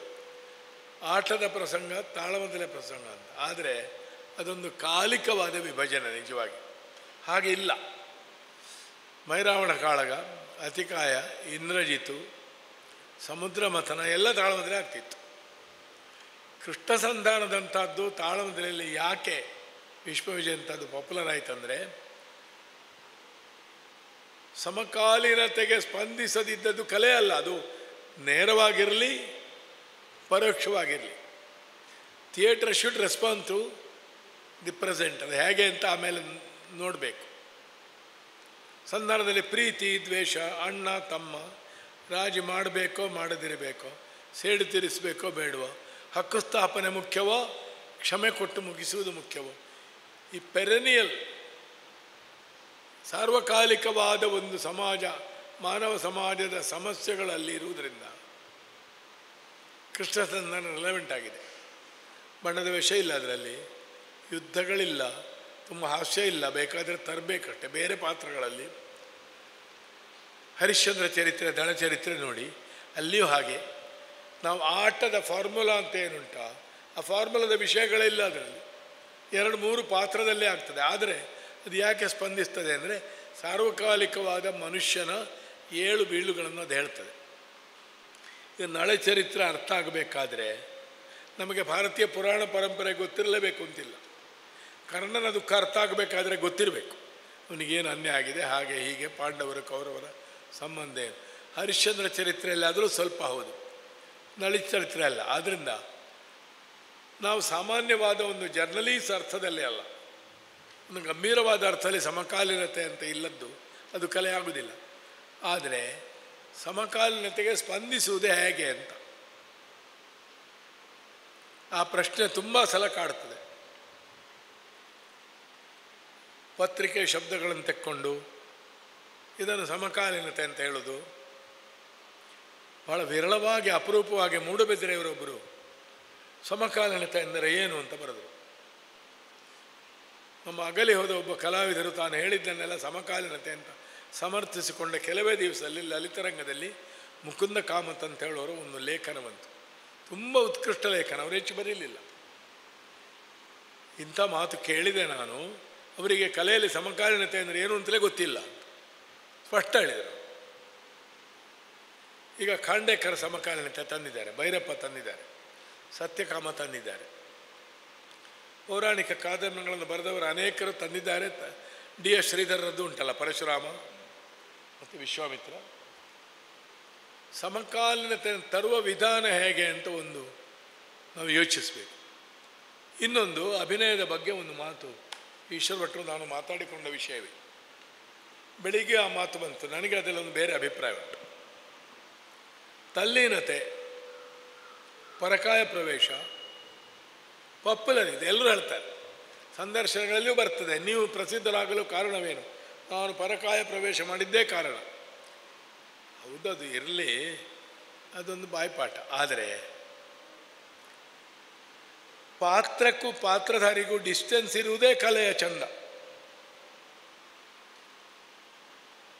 ಪೂಜ್ಯರಾದ ದೇರಜಿಯವರು ರಸದ ಬಗ್ಗೆ 2 ರೂಪ ಕೊಡ್ತಿದ್ರು. ಸರಳ ಉದಾಹರಣೆ, ಒಂದು ಗುಲಾಬ್ ಜಾಮೂನ್ನ ರಸ, ಒಂದು ಜಿಲೇಬಿದು ಅಂತ, ಅದು ಅವರದ್ದೇ ಭಾಷೆ. ಗುಲಾಬ್ ಜಾಮೂನ್ ಅಂದರೆ ರಸದಲ್ಲಿ ಅದು ಅಂತೆ, ಜಿಲೇಬಿ ಅಂದರೆ ಅದರ ಒಳಗೆ ರಸ ಅಂತ. ಎಷ್ಟು ಸಿಂಪಲ್ ನೋಡಿ. ನಮ್ಮ ನಾಟ್ಯಶಾಸ್ತ್ರ ಪರಂಪರೆಯಲ್ಲಿ ಅಭಿನಯ ದರ್ಪಣದಲ್ಲಿ ಇರಬೇಕು ಚಿತ್ರತುರಗ ನ್ಯಾಯ ಅಂತ ಒಂದುಂಟು. ಚಿತ್ರತುರಗ, ತುರಗ ಹೌದು, ಅದು ಓಡಿದಾಗ ಕಾಣ್ತದೆ, ಆದರೆ ಚಿತ್ರವೇ. ತಲ್ಲೀನತೆ ಭಾವ ಎಂಥದ್ದು, ಭಾವೋತ್ಕರ್ಷ ಅಲ್ಲ, ಭಾವಾವೇಶ. ತಪ್ಪಲ್ಲ, ಅದು ಒಂದು ಸಿದ್ಧಾಂತ. ರಾಮದಾಸ್ ಸ್ವಾಮಿಗಳಾಗ ಇಷ್ಟು ಸಣ್ಣ ಭಾವನೆಗೆ ಭಾವೇಶ ಕಂಡಬಟ್ಟ. ಶ್ರೀಮನವರ ಸ್ವಾಮಿ ಪರಾಕು ನಾವು ಮುಳುಗಿ ಹೋಗ್ತೇವೆ ಅವರು ಮಾತಾಡುವಾಗ. ಶೇಣಿಯವರೇ ಹೇಳಿದ್ದಾರೆ ಒಮ್ಮೆ, ಅವರ ಪೂರ್ವಾರ್ಧದ ಭೀಷ್ಮ ಅವರು ಹೇಳಿ, 2ನೇ ಭೀಷ್ಮ ರಂಗಭಟ್ರ ಮನೆಯಲ್ಲಿ ಕಾಣುತ್ತದೆ ಅಲ್ವಾ? 2ನೇ ಭೀಷ್ಮ ರಾಮದಾಸ್ ಸ್ವಾಮಿ, ಇದ ಹರಿದಾಸ ಅವನೇ ಹೇಳಕ್ಕದು ಅಂತ. ಆದರೆ ಅದೊಂದೇ ಸಿದ್ಧಾಂತ ಅಲ್ಲ. ರಸಕ್ಕೆ ಶಂಭು ಹೆಗಡೆ ಮಾದರಿ ಉಂಟು, ಶೇಣಿಯವರ ಮಾದರಿ ಉಂಟು. ಅವರು ಹೆಚ್ಚು ಕೂಗದೆ ಸ್ಪಂದನ ಕೊಡ್ತಾರೆ. ಅವರು ಹರಿಶ್ಚಂದ್ರ, ಕರ್ಣ, ಭೀಷ್ಮ, ಓ ವಂಡರ್ಫುಲ್. ಮನಸ್ಸು ಮಾಡಿದರೆ ದೊಡ್ಡ ಸಾಮಗ್ರಂಥವರಲ್ಲಿ ಎರಡೂ ವಿಧಾನ ಉಂಟು. ಹಾಗೆ ಎರಡು ವಿಧಾನಗಳನ್ನು ಅನುಸರಿಸೋರಿದ್ದಾರೆ. ಇದು ನಮ್ಮ ಸಾಮರ್ಥ್ಯ ಅಥವಾ ಆಯ್ಕೆ ಮೇಲೆ ನಾವು ಹೇಳುವ ಪ್ರಿಫರೆನ್ಸ್ ಕೂಡ ಇರ್ಬೋದು. ನಾನು ಕರ್ಣ ಭೀಷ್ಮನಂತ ಅರ್ಥ ಹೇಳುವವನೇ. ಭಾವುಕತೆ ಬೇಕು, ಆದರೆ ತಲ್ಲೀನತೆ ಎನ್ನುವುದನ್ನು ಸಾಮಾನ್ಯರು ಯಾವ ಅರ್ಥದಲ್ಲಿ ಹೇಳ್ತಾರೋ ಅದು ಅಂಡರ್ಸ್ಟ್ಯಾಂಡಬಲ್, ಹೌದದು. ಆದರೆ ಹಾಗೆ ಇರಬೇಕಾಗಿಲ್ಲ ಅಂತ ನನ್ನ ಅಭಿಪ್ರಾಯ. ಯಕ್ಷಗಾನಕ್ಕಿರುವ ವೇದಿಕೆಗಳ ಬಗ್ಗೆ ಪ್ರಸ್ತಾವಿಸಿದೆ ನಾನು. ಒಂದು ಉದಾಹರಣೆ ಹೇಳ್ತೇನೆ. ಅಡ್ಡನಡಕದಲ್ಲಿ ಕಳೆದ 40-50 ವರ್ಷದ ಒಬ್ಬ ಅಧ್ಯಾಪಕ, ಸಾಮಾಜಿಕವಾಗಿ ಒಬ್ಬ ಸಾಮಾನ್ಯ ವ್ಯಕ್ತಿ, ಬರೇಕೇಶವ ಭಟ್ರು, ವರ್ಷಕ್ಕೆ 1-2 ತಾಳಮಂದಲೆ ಮಾಡಿ ನಿಯರ್ಲಿ 40 ಇಯರ್ಸ್ ಮೇಲೆ ನನ್ನ ಅಭಿರುಚಿ ಕಾಪಾಡಿಕೊಂಡು. ತಾಳಮಂದಲೆ ಇಲ್ಲಲ್ಲ ಅಲ್ಲೀಗ, ಇಲ್ಲವೇ ಇಲ್ಲ. ಪುತ್ತೂರು ಹಾಗೆ ಆಗಿದೆ, ಸುಳ್ಯದಲ್ಲೇ ಆಗ್ತಿತ್ತು. ಇಬ್ಬರ ಮೇಲೆ ನೆಕ್ಸ್ಟ್ ಜನ್ರೇಷನ್ ತಯಾರಾಗದಿದ್ದರೆ, ಈಗ ಕಿನ್ನಿಗೋಳಿಯಲ್ಲಿ ಅದು ಬೇರೆ ರೂಪದಲ್ಲಿ ಕಂಟಿನ್ಯೂ ಆಗಿದೆ. ಕಾರ್ಕಳದಲ್ಲಿ ಬಹಳ ವರ್ಷದಿಂದ ಉಂಟು. ತಾಳಮಂದಲೆ ಕಮರ್ಷಿಯಲ್ ಆರ್ಟ್ ಅಲ್ಲ, ಕಲಾವಿದರು ಗಮನಿಸಬೇಕು. ಈಗ ಆಟದ ವಿಷಯ ಬೇರೆ. ಇನ್ನೊಂದು ಈ ಸಂದರ್ಭದಲ್ಲಿ ಗಮನಿಸಬೇಕಾದ್ದು, ಜನಾಭಿರುಚಿಗಾಗಿ ನಾವು ಹೀಗೆ ಮಾಡ್ತೇವೆ ಹಾಗೆ ಮಾಡ್ತೇವೆ ಅಂತ ಹೇಳುವಾಗ ಟೆಂಟ್ ಮೇಳದಲ್ಲಿ ಅದಕ್ಕೊಂದು 10% ರಿಯಾಯಿತಿ ಉಂಟು. ಟಿಕೆಟ್ ಕೊಟ್ಟು ಜನ ಬರಬೇಕಲ್ಲ. ಈಗ ಒಬ್ಬನೇ ಹಣ ಕೊಡುವ ಬಯಲಾಟದಲ್ಲಿ ಹಾಗೆ ಆಗ್ತಾ ಉಂಟಲ್ಲ. ಅಲ್ಲಿ ಎಲ್ಲಿ ಜನರ ಒತ್ತಡ ಉಂಟು, ಒಬ್ಬಲ್ಲಿ ಆಡಿಸುವುದು. ಈಗ ನಮಗೆ ಸ್ವಾತಂತ್ರ್ಯ ಉಂಟು, ಮುಕ್ತವಾಗಿ ಫಾರ್ಮ್ ಆ್ಯಂಡ್ ಫಾರ್ಮ್ಯಾಟ್ ಕಲೆಯನ್ನು ಉಳಿಸಿ ಸಾಧ್ಯತೆ ಉಂಟು. ತಾಳಮದ್ದಲೆ ಹಾಗಿದ್ದ ಕಲೆ, ಅದು ಇವತ್ತಿಗೂ ಎಮೆಚ್ಯೂರ್ ಆರ್ಟ್. ಅದರಲ್ಲಿ ಪ್ರೊಫೆಷನಲ್ ಲೆವೆಲ್ನ ಕಲಾವಿದರಿರ್ಬೋದೇ ಹೊರತು ಹವ್ಯಾಸಿ ಕಲೆ. ಇನ್ನೊಂದು ಏನಾಗಿದೆ, ತಾಳಮದ್ದಲೆ ಬಜೆಟ್ ಹೆಚ್ಚಾದ್ರಿಂದ ಸಣ್ಣ ಪಾತ್ರ ಬಿಡ್ತಾ ಇದ್ದೇವೆ. ನನ್ನ ಹತ್ರ ಒಬ್ಬರು ಹೇಳಿದ್ದಾರೆ, 3 ಪದ್ಯಕ್ಕೆ ಸಹ 3,000 ಕೊಡಬೇಡವಾ? ನೇರ. ನಾನು 50 ವರ್ಷಗಳಿಂದ ಅರಣ್ಯರೋಧನ ಮಾಡ್ತಾ ಬಂದ ಒಂದು ವಿಷಯ ಉಂಟು. ಅರಣ್ಯರೋಧನವೇ ಅದು. ಯಾಕಂದರೆ ನಾನು ಅರಣ್ಯದಿಂದಲೇ ಬಂದವ. ಸ್ಥಳೀಯರನ್ನು ಬಿಡಬೇಡಿ, ನಂಬರ್ 1. ಎಲ್ಲ ದೊಡ್ಡ ಕಲಾವಿದರನ್ನು ಹಾಕಬೇಡಿ. ಈಗ ಒಂದು ಯಕ್ಷಗಾನ ಮೇಳದಲ್ಲಿ ದೊಡ್ಡ ಸಾಮಗರು, ಶೇಣಿಯವರು, ರಾಮದಾಸ್ ಸಾಮರು, ಗೋವಿಂದ ಭಟ್ಟ, ಅಳಕರಾಮಯ್ಯರೆ, ನಾರಾಯಣ ಹೆಗಡೆ, ಚಂದ್ರಗಿರಿ ಎಂಬು ಹಾಕಿದರೆ ಮೇಳ 8 ದಿವಸ ನಡೆದೀತಾ? ಕಾಲು ಕೀಲು ಬೇಕು. ತಾಳಮದ್ದಲೆಯಲ್ಲಿ ಹಾಗೆ ಉಸುರಿದನು ಸಹದೇವ ಸಂಧಿಯ ಬೆಸುಗೆ ಹತ್ತದು. ಆ ಒಂದು ಪದ್ಯಕ್ಕೆ ಸಹದೇವ ಬೇಕು, ಅರ್ಜುನ ನಕುಲರು ಬೇಕು, ಪಾರ್ಥಸಾರಥಿಯಲ್ಲಿ ದೃಪದ ಪುರೋಹಿತನು ಬೇಕು, ಒಂದು ಕಾವು ಬರಲಿಕ್ಕೆ, ಕತೆ ಬೆಳೀಲಿಕ್ಕೆ. ಈಗಾಗಲ್ಲ ಮುಖ್ಯ ಕಲಾವಿದರು. ಈಗ ಈಶ್ವರ ಭಟ್ರು ಹೇಳಿದ ವಿಷಯವನ್ನೇ ಒಂದು 10-20 ವರ್ಷದಿಂದ ನಂಬ್ಯಾರು ಹೇಳಿದರು. ಮಾತು ಅರ್ಧ ಗಂಟೆ ಬೆಳೀತಾ ಉಂಟು, ಆ ಪಾತ್ರಗಳ ರಿಲೇಷನ್ ಏನು ಅಂತಲೇ ಗೊತ್ತಾಗೋದಿಲ್ಲ.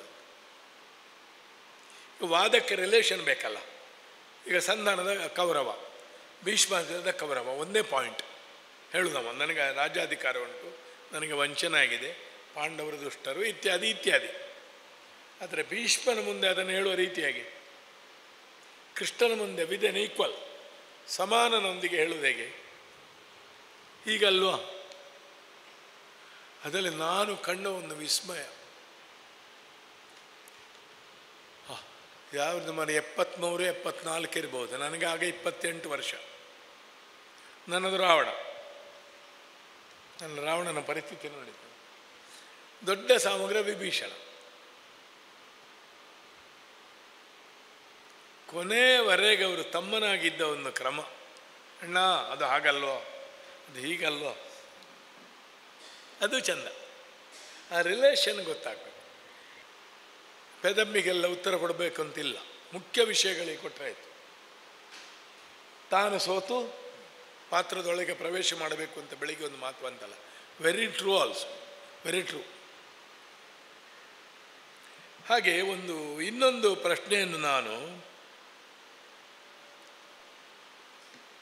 ಮಹಿಳಾ ಯಕ್ಷಗಾನಕ್ಕೆ ಸಂಬಂಧಿಸಿ ನಮ್ಮವರಿಗೆಲ್ಲರಿಗೆ ಸಂಬಂಧಿಸಿ ಹೇಳೋದು, ಎಲ್ಲರೂ ಹಳೆಗನ್ನಡದಲ್ಲಿ ವಿದ್ವಾಂಸರಾಗುವುದಿಲ್ಲ, ಎಲ್ಲರೂ ಸಂಸ್ಕೃತ ಕಲಿಲಿಕ್ಕೆ ಸಾಧ್ಯ ಇಲ್ಲ. ಆದರೆ ಅರ್ಥಧಾರೆ ಆಗಬೇಕು ಅಂತ ನಿಮಗುಂಟ ಸ್ವಲ್ಪ ಸ್ವಲ್ಪ ಆದರೂ ಜನರಲ್ಲಿ ಇವನು ವಿದ್ವಾಂಸ ಅಂತ ಭ್ರಮೆ ಹುಟ್ಟಿಸಲಿಕ್ಕೆ. ನನ್ನ ಹಾಗೆ ಈಗ ನಾನು ದೊಡ್ಡ ವಿದ್ವಾಂಸ ಅಂತ ಉಂಟು ಜನರಿಗೆ. ಹಳೆಗನ್ನಡ ಓದಿ, ಸುಭಾಷಿತ ಓದಿ, 100 ಸುಭಾಷಿತ ಬಾಯ್ಪಾಠ ಮಾಡಿ ಸಾಯಿಸುಮ, ಇಡೀ ಬದುಕಿಸ್ತದೆ ನಿಮ್ಮನ್ನದು. ಸಂಸ್ಕೃತ ಸ್ವಚ್ಛ ಉಚ್ಚಾರ, ಭಾವವರಿತು ಹೇಳುವ ಕ್ರಮ ಗೊತ್ತಿದ್ದರೆ ಮೇಲೆ ಹಾಕಿಬಿಡ್ತದೆ ಅದು. ಶ್ರೇಣಿಯವರು ಕೌರವ ಮಾಡಿ, ನಾನು ಕೃಷ್ಣ ಮಾಡಿ ಹೇಳಿದ್ದೆ. ರಾಜಸೇವೆ ಮಾಡಿದವ ಧರ್ಮರಾಯ, ಅವ ಬಂದು ಕಾಲಿಡಬೇಕು ಅಂತೆಲ್ಲ ನೀನು ಹೇಳಬಾರ್ದು. ದೊಡ್ಡ ಮಾವ, ರಾಜ್ಯ ಕೊಡದಿರು, ಕೊಡುವುದು ಬೇರೆ. ಹೌದು, ಅವರಲ್ಲಿ ತುಪ್ಪ ಉಂಟು, ಇದು ಕೃಷ್ಣನು ಇದ್ದಾನೆ, ಯಾಗ ಮಾಡಿದರು ಅಂತ ಹೇಳಿಬಿಟ್ರು. Loose talk. ಓ, ಅದು ಸ್ವರ್ಣ ಯಾಗ ನೀನು ತುಪ್ಪ ಹೆಚ್ಚಾಗಿ ಮಾಡಿದ್ದ. ಆರ್ಷ ವಿಷಯದಲ್ಲಿ ನಾವು ಪ್ರಶ್ನೆ ಮಾಡಬಾರ್ದು ಹೇಳಿದೆ. ಸುಮ್ಮನಾದ್ರಲ್ಲ.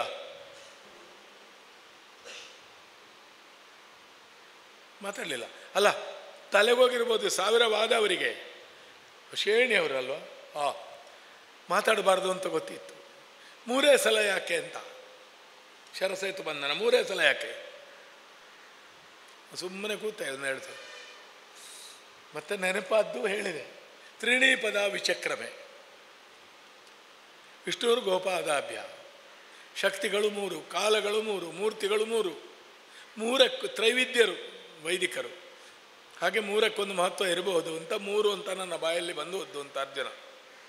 ಹಾಗೆ 1 ಇಲ್ವೋ 4 ಇಲ್ವೋ ಅಂತ ಹೇಳ್ತಿದ್ರು ಅವರು, ಹೇಳಲಿಲ್ಲ. ಅಂದರೆ ಆರ್ಷವಾದ ವಿಷಯಗಳಿಗೊಂದು ಗೌರವ ಕೊಡುವ ಭಾವನೆ ವಿಶೇಷವಾಗಿ ಹರಿದಾಸ ಕಲಾವಿದರಲ್ಲಿ ಎಷ್ಟು ಅವರು ವಕ್ರ ಮಾತಾಡಿದರೂ ಉಂಟು. ಇದು ಅರಿಬೇಕಾದರೆ ನಾವು ಓದಿ ಅಲ್ಲ, ಬದುಕಿದವರಾಗಬೇಕು.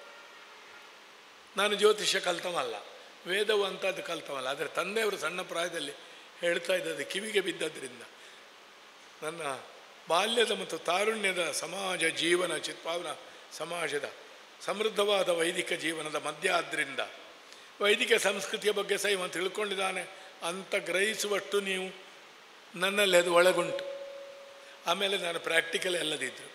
ಆದ್ದರಿಂದ ಪುರಾಣದ ಅರಿವು ಎಂಬುದಕ್ಕಿಂತ ಕಾವ್ಯದ ಅರಿವು, ಸಂಸ್ಕೃತಿಯ ಅರಿವು, ಅರ್ಥದ ಅರಿವು ಬಹಳ ಮುಖ್ಯ.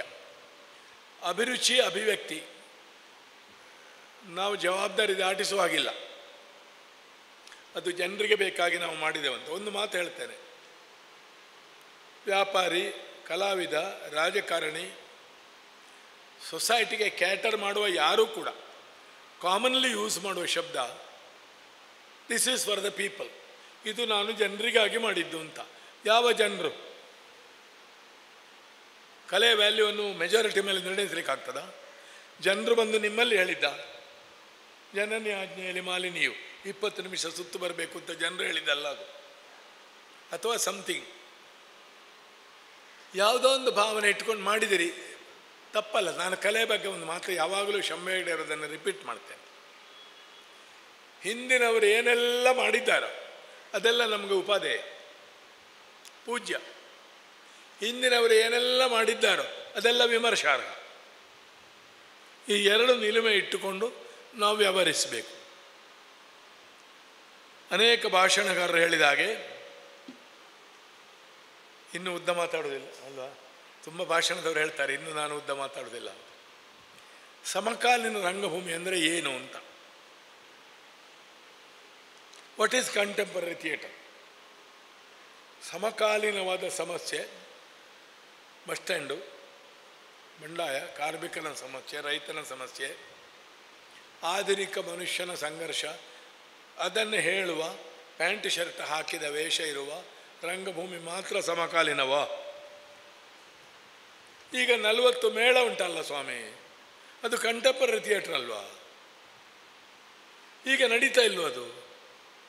ನಟನು ಕಂಟೆಂಪರರಿ ಅಲ್ವಾ? ನಮಗೆಷ್ಟು ರೆಲೆವೆಂಟ್ ಅಂತ ಕೇಳುವಾಗ ಬಿ ವಿ ಕಾರಂತರು ಹೇಳಿದ್ದಾರೆ, ಯಕ್ಷಗಾನ ಎಷ್ಟು ರೆಲೆವೆಂಟ್ ಅಲ್ಲ, ನೀನು ಯಕ್ಷಗಾನಕ್ಕೆ ಎಷ್ಟು ರೆಲೆವೆಂಟು. ಉತ್ತರಾದಿ ಸಂಗೀತಕ್ಕೆ ನೀನೆಷ್ಟು ರೆಲೆವೆಂಟ್, ಇದನ್ನು ಕೂಡ ಯೋಚಿಸಬೇಕು. ಕಂಟೆಂಪರರಿ, ಸಮಕಾಲೀನ ಎನ್ನುವುದು ಅಷ್ಟು ಸರಳ ಅಲ್ಲ. ಸ್ವತಃ ಭಾಗವತರು ಮೊದಲೆಗಾರ, ವೇಷಧಾರಿ, ಕಾಲು ಕುಂಟಿಕೊಂಡು ಕಟೀಲ್ನ ಮಕ್ಕಳ ಮೇಳದ ಆರಂಭದ ಕಾಲದಲ್ಲಿ ತುಂಬ ಕೆಲಸ ಮಾಡಿದವರು. ಅವರ ಪ್ರತಿಭೆ ಮತ್ತು ಯೋಗ್ಯತೆಗೆ ತಕ್ಕಷ್ಟು ತೊಡಗಿಕೊಳ್ಳಿಕ್ಕಾಗಲಿಲ್ಲ ಅವರಿಗೆ. ಅಥವಾ ನಮಗೆ ಹಾಗೆ ಕಾಣುವುದೇನೋ, ನನ್ನದು ಹೀಗೆ ಅಂತ ಹಾಗೂ ಹೇಳಿಯಾರ ಅವರು. ಮತ್ತು ಏನೆಲ್ಲ ನೆನಪುಂಟು ಅವರಿಗೆ, ಹಿರಣ್ಯಕಶಿಪು, ಶಿವಯೋಗಿ, ಎಂಥ ಪ್ರಯೋಜನ ಇಲ್ಲದ್ದು. ಅರ್ಜುನಂದು ಹೇಳಿದ್ರಲ್ಲ ಅವರು, ಇನ್ನೊಂದು ಪದ ಉಂಟ ಹೇಳಿದ್ದೌದು, ಬೈಲಿಕ್ಕೆ ನಾನು ಸಾಧಾರಣ ಅಣ್ಣನನ್ನು ಬೈದ್ದೇನೆ, ಇನ್ನು ಬೈಯುವ ಪದ ಉಂಟಾ ಕೇಳಿದ್ದು, ಶಬ್ದ ಇರಲಿಕ್ಕಿಲ್ಲ ಅಂತ. ಅದನ್ನು ಕೂಡ ನೆನಪಿಟ್ಟುಕೊಂಡಿದ್ದಾರೆ. ಹೆಚ್ಚು ಮಾತಾಡೋ ವಿಷಯ ಇಲ್ಲ. ಧನಾತ್ಮಕ ಋಣಾತ್ಮಕ ಬದಲಾವಣೆಗಳು ತುಂಬ ಆಗಿದೆ. ಕಾಲಾನುಗುಣವಾಗಿ ಪರಿವರ್ತನೆಗಳಾಗ್ತವೆ. ಆದರೆ ಒಂದು ವಿಷಯ ನಾವು ಹೀಗೆ ಯೋಚಿಸ್ಬೋದು, ಒಂದು ಕಾಲದಾಗಿ ಇನ್ನೊಂದಿಲ್ಲ. ನಿನ್ನ ನೆನಪು ಮಾಡಿ ವಾಸ್ತವ ರಂಗಭಟ್ರು ಒಮ್ಮೆ ಒಂದು ವಿಷಯ ಹೇಳಿ, ಅದಕ್ಕೆ ನಾನು ಅವರಿಗೆ ಕೃತಜ್ಞನಾಗಿದ್ದೇನೆ. ಕರ್ಣಪರ್ವ ತಾಳಮಂದಲೆ, ಇಡೀ ರಾತ್ರಿ ಜಗಳದ್ದೇ ತಾಳಮಂದಲೆ. ಜಗಳ ಆಗಿ ತಲೆಬಿಸಿ ಆದರೆ ಪ್ರತಿಭೆ ಜಾಗೃತವಾಗುವುದು ಶೇಣಿಯವರಿಗೆ ಮತ್ತು ಸಾಮುಗ್ರಿಗೆ ಮಾತ್ರ. ಕೋಪ ಬಂದರೆ ಎಂದು ಮರುಗುವ ಸಮಯದೊಳಗ ಭಾನುನಂದನನು ಇಂದಿದೇನೇನೆ ಶೋಕ ಬಿಡು ಮನೋವ್ಯಥೆಯ ಬಡಗುತಿಟ್ಟಿನ ಕರ್ಣಪರ್ವ. ಶೇಣಿಯವರು ಏನು ಹೇಳಿದ್ರು ಗೊತ್ತುಂಟ, ಸೋಲು ಬಂತು ಅಂತ ಬೇಸರ ಪಡಬೇಡ, ದುಃಖ ಆಗಿರ್ಬೋದು. ರಾಮನಿಗೆ ಬಂದಿದೆ ಸೋಲು, 100 ಬಾರಿ ರಾವಣನ ತಲೆ ಕತ್ತರಿಸಿದ್ದಾನೆ. ಆದರೆ ಹೇಗೆ ಗೆದ್ದ? ಆದಿತ್ಯ ಹೃದಯ ಉಪದೇಶ ಆಯಿತು. ನಿನಗೆ ಆದಿತ್ಯ ಹೃದಯ ಯಾಕೆ, ನಾನಿಲ್ವ? ಎಂಥದಿದು? ಅವ ಸೂರ್ಯನ ಮಗ, ಅದನ್ನು ಧ್ವನಿಸಿ ಹೇಳಿದ್ದು ಅಂತ ಗೊತ್ತಿದ್ರೆ ಮಾತ್ರ ಇದು ಸಭೆಗೆ ಗೊತ್ತಾಗೋದು. ಇಂಥ ಫ್ಲ್ಯಾಶಸ್ ಇಲ್ಲ. ನಾನು ಮಧ್ಯದಲ್ಲಿ ನಿಲ್ಲಿಸಿದೆ ಕೆಲವರಲ್ಲಿ. ಅದೇ ಮಾತು ನಾನು ಕೇಳಿದ್ದೇನೆ. ನೀವು ದೊಡ್ಡ ಸಾಮಗ್ರ ಅರ್ಥ ಕೇಳಿದ್ದೀರಾ ಸ್ವಾಮಿ? ಇಲ್ಲ. You have really lost something. ನೀವು ಕಳ್ಕೊಂಡಿದ್ದೀರಿ ರಿಯಲಿ. ನಾನು ಯಾವಾಗಲೂ ನಾನು ಹೇಳುವ ಮಾತು, ಅನೇಕ ಸಾಹಿತ್ಯ ವಿಮರ್ಶಕರು ಹೇಳಿದ ಮಾತು, ಒಂದು ಕಾವ್ಯ ಪ್ರಪಂಚವನ್ನು ಒಬ್ಬನನ್ನು ನೋಡಿ ಅಳಿಬಾರ್ದು ಅಂತ. ಶೇಕ್ಸ್ಪಿಯರನ್ನು ನೋಡಿ ನೀವು ಇಂಗ್ಲೀಷ್ ನಾಟಕ ಶೇಕ್ಸ್ಪಿಯರ್ ಇನ್ನೊಂದು ಇಲ್ಲ ಅಂತ ಹೇಳಬಾರ್ದು. ಬೇರೆಯವರು ಇದ್ದಾರೆ. ಕನ್ನಡ ಕಾದಂಬರಿ ಕಾರಂತ, ಅನಂತಮೂರ್ತಿ, ಭೈರಪ್ಪನ ನೋಡಿ ಅಳಿಬಾರ್ದು. ಶೇಣಿ ಸಾಮುಗರನ್ನೇ ನೋಡಿದರೆ ನಾವು ಅರ್ಥವೇ ಅಲ್ಲ. ಆದರೆ ಈಗಿನ ಎದ್ದು ಕಾಣುವ ಕೊರತೆ ಏನಂದರೆ, ಇನ್ನೊಬ್ಬ ಶೇಣಿ ಸಾಮುಗ ಕಾಣಿಸಿಕೊಳ್ಳಿಲ್ಲ. ಈಗ ಅವರ ಅರ್ಥಗಾರಿಕೆ ಬಗ್ಗೆ ನನಗೆ ತುಂಬ ತಕರಾರು ಉಂಟು, ಆಕ್ಷೇಪ ಉಂಟು, ನನಗೆ ಭಿನ್ನಮತ ಉಂಟು. ಅವರಲ್ಲೇ ನಾನು ಹೇಳಿದ್ದೇನೆ. ದೊಡ್ಡ ಸಾಮುಗ್ರ ಹತ್ರವೇ ಒಂದು ಸಲ ಕೇಳಿದೆ, ಹೌದಾ ಸ್ವಾಮಿ, ಇದು ಪ್ರತ್ಯಕ್ಷ, ಅನುಮಾನ, ಆಗಮ, ಆಪ್ತವಾಕ್ಯ ಅಥವಾ ಸುಗ್ರೀವ ರಾಮನಲ್ಲಿ ನೀವು ಅಷ್ಟು ಉದ್ದ ಯಾಕೆ ಮಾತಾಡಿದ್ದು? ಅಗತ್ಯ ಉಂಟ? ನನ್ನ ಹತ್ರ ಅವರು ಆಪ್ತವಾಗಿ ಮಾತಾಡೋದು ಇಂಗ್ಲೀಷ್, ಕನ್ನಡ ಇಲ್ಲ. You don't know. It is ಸಾಮುಗ ಸ್ಪೀಕಿಂಗ್, ಹುಡ್ವಿಂಕಿಂಗ್ ದ ಪೀಪಲ್. ಜನರನ್ನು ಮೋಸ ಮಾಡೋದು, ಸಾಮುಗರು ಉದ್ದ ಆಗಬೇಕು ಅಂತ ಅವರೇ ನನ್ನ ಹತ್ರ ಹೇಳಿದ್ದಾರೆ. ಅಷ್ಟು ಆತ್ಮೀಯತೆ ಇಟ್ಕೊಂಡಿದ್ದಾರೆ. ನಾನು ಅವರ ಮಕ್ಕಳ ಮೊಮ್ಮಕ್ಕಳ ಪ್ರಾಯದವ. ಇನ್ನೊಬ್ಬ ಶೇಣಿ ಸಾಮುಗ ಕಾಣಿಸಲಿಲ್ಲ.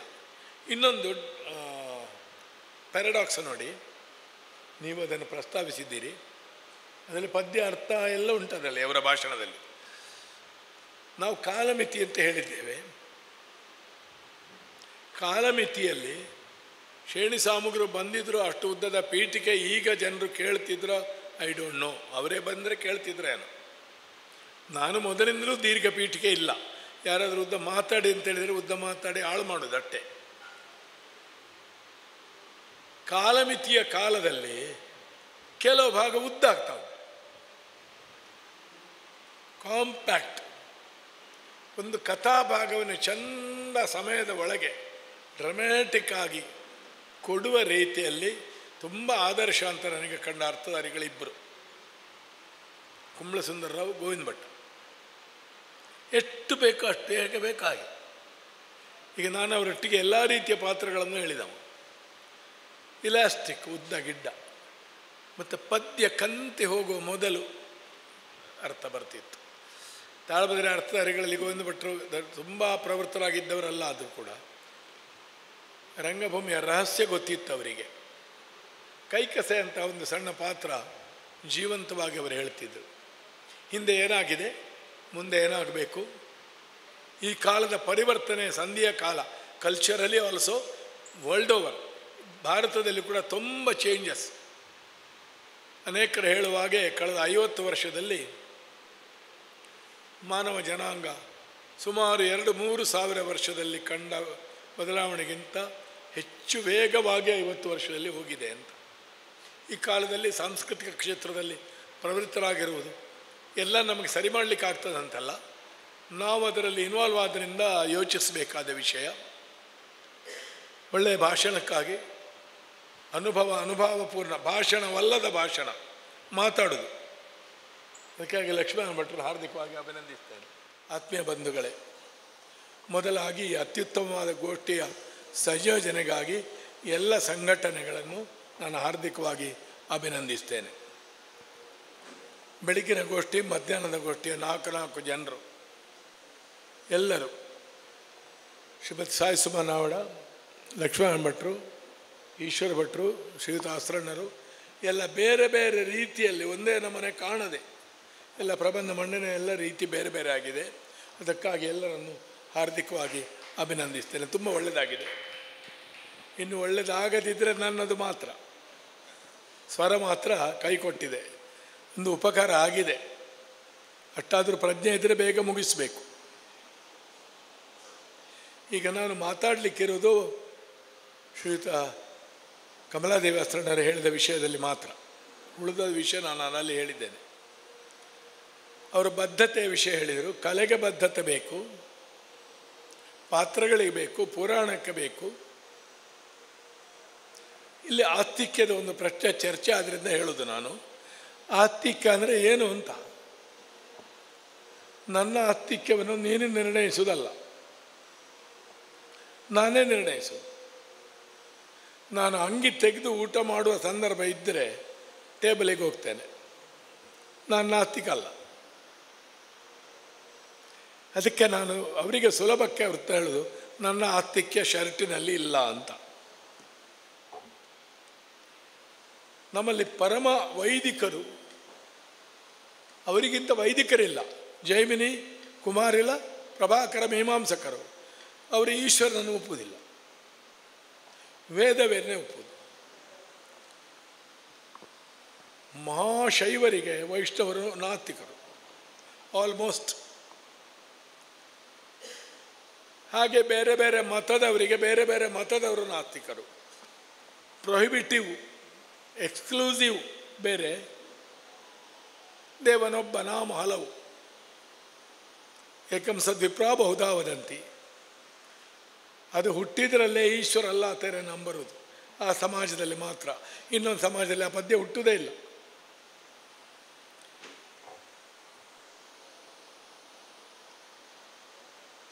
ಅನುಭವಿಸಿ ಅರ್ಥ ಹೇಳುವುದನ್ನು ಒತ್ತಿ ಹೇಳಲಿಕ್ಕಾಗಿ ಶ್ರೀಯುತ ಆಸ್ತ್ರಣ್ಣರು ಹೇಳಿದ್ದು ಆಸ್ತಿಕ್ಯ ಬೇಕು ಅಂತ. ಒಂದು ಪೌರಾಣಿಕತೆ, ಭಾವುಕತೆ. ಈಗ ರಾಮದಾಸ್ ಸ್ವಾಮಿಗಳಂಥವರು ಅದನ್ನು ಸತ್ಯ ಅಂತ ನಂಬಿ ಅರ್ಥ ಹೇಳುವ ಒಂದು ಆವೇಶ ಉಂಟಲ್ಲ, ನಮಗೆ ಬರುವುದಿಲ್ಲ. We are at a loss not to do that. ಆ ಅರ್ಥದಲ್ಲಿ ಸರಿ. ಇನ್ನೊಂದು ಮಾತು, ಹಲವು ಸಭೆಗಳಲ್ಲಿ ನಾನು ಹೇಳಿದ್ದು, ಲೇಖನ ಬರೆದಿದ್ದೇನೆ. ನನಗೆ ಅದರಲ್ಲಿ ಇಡೀ ಯಕ್ಷಗಾನ ಪ್ರಪಂಚಕ್ಕೆ ಭಿನ್ನವಾದ ಒಂದು ಅಭಿಪ್ರಾಯ ಉಂಟು. ಅರ್ಥಧಾರಿ ಅಂತಲೇ ನಾನು ಹೇಳೋದು, ಅರ್ಥಧಾರಿ ಅಲ್ಲವೇ ಅಲ್ಲ. ಅರ್ಥಧಾರಿ ಸರಿಯಾಗಬೇಕಾದ್ರೆ ವೇಷಧಾರಿ ಮೊದಲು ಅಂತ ನಿರ್ಣಯ ಆಗಬೇಕು. ಅರ್ಥಧಾರ್, ತಮಾಸ್ದಾರಿ, ವಜನ್ದಾರಿ, ಅರ್ಥ ಅನ್ನುವ ಸಂಸ್ಕೃತ ಶಬ್ದಕ್ಕೆ ಪಾರ್ಸೋ ಅರೇಬಿಕ್ ಪ್ರತ್ಯಯ ಸೇರಿ ಆದದ್ದು. ನಾನು ಸಣ್ಣ ಪ್ರಾಯದಲ್ಲಿ ಶೇಣಿಯವರ ಬಾಯಿಂದ ಕೇಳಿದ್ದು ಕೂಡ ಅರ್ಥಧಾರಿಗ. ಈಗಿನ ಕಾನ್ಷಿಯಸ್ ಪ್ರಯೋಗ ಅದು. ಅರ್ಥಧಾರಿ ಗದಾಯುದ್ಧ ಪಾದುಕಾ ಪ್ರಧಾನ ಎಲ್ಲ ಇದ್ದಾಗೆ ಅನವಶ್ಯ ಮಹಾಪ್ರಾಣ ನಮ್ಮ ಭಾಷೆಯಲ್ಲಿ ತುಂಬ ಉಂಟು, ಬೇಕಾದಲ್ಲಿ ಇಲ್ಲ. ಯಕ್ಷಗಾನದ ಹ್ಯಾಂಡ್ಬಿಲ್ಲಲ್ಲಿ ಗೀತ, ಮಾಲ, ಶುಭ, ಅಕಾರ ಅಂತ ಸ್ತ್ರೀಲಿಂಗ ಶಬ್ದಗಳು ಬಂತು. ತೆಲುಗಿನ ಹಾಗೆ ನಾವು ಒಪ್ಪಿ ಆಯಿತು, ನಾವಾದರೂ ದೀರ್ಘ ಮಾಡಬೇಕು. ಇದೊಂದು ಸಣ್ಣ ಸೂಚನೆ, ಒಟ್ಟಿಗೆ ನೇರ ಸಂಬಂಧಪಟ್ಟ ವಿಷಯ ಅಲ್ಲ. ಕಥೆಗಳು ಬೇರೆ ಬೇರೆ ಆಗಿವೆ ಅಂತ. ನಮಗೆ ಯಕ್ಷಗಾನದಲ್ಲಿ ವ್ಯಾಸ ಪ್ರಜ್ಞೆ ಬೇಕು, ವಾಲ್ಮೀಕಿ ಪ್ರಜ್ಞೆ ಬೇಕು, ಭಾಷ ಸ್ವಾತಂತ್ರ್ಯವೂ ಬೇಕು. ಒಂದು ಮಾತು ಹೇಳ್ತೇನೆ, ಪ್ಲೇನ್ ಟ್ರಾನ್ಸ್ಲೇಷನ್ ಉಂಟಲ್ಲ ಇದ್ದಕ್ಕಿದ್ದ ಹಾಗೆ, ಅದು ಕೂಡ ಟ್ರೂ ಟು ದ ಒರಿಜಿನಲ್ ಅಲ್ಲ. ಒಂದು ಉದಾಹರಣೆ ಹೇಳ್ತೇನೆ. ಪ್ರಾಯಸ್ಸಮಾಪನ್ನ ವಿಪತ್ತಿ ಕಾಲೇ ದಿಯೋಪಿ ಪುಂಸಾಂಬರಣಿ ಭವಂತಿ. ಬುದ್ಧಿವಂತ ಶ್ರೇಷ್ಠನಾದರೂ ಕೂಡ ಆಪತ್ತು ಬರುವಾಗ ಬುದ್ಧಿ ಹಾಳಾಗ್ತದೆ, ರಾಮನಿಗೂ ಹಾಗಾಯಿತು ಅಂತ ಪಂಡಿತರು ಬರೆದರು. ಅನುವಾದ ಪೆರ್ಲ ಪಂಡಿತರು. ಹೊನ್ನಮೃಗ ಇಲ್ಲ ಅಂತ ಗೊತ್ತಿದ್ರು, ರಾಮ ಹಿಂದೆ ಹೋದ, ಗ್ರಹಚಾರ ಹಿಡಿದಾಗ ರಾಮನ ಬುದ್ಧಿ ಹಾಳಾಯಿತು ಅಂತ. ನಾನು ಹೇಳಿದೆ, ಗ್ರಹಚಾರದ ಎಲ್ಲಿ ಉಂಟಲ್ಲಿ? ಅದು ಜ್ಯೋತಿಷದ ಕಲ್ಪನೆ. ಪ್ರಾಯಸಮಾಪನ್ನ ವಿಪತ್ತಿ ಕಾಲೆ,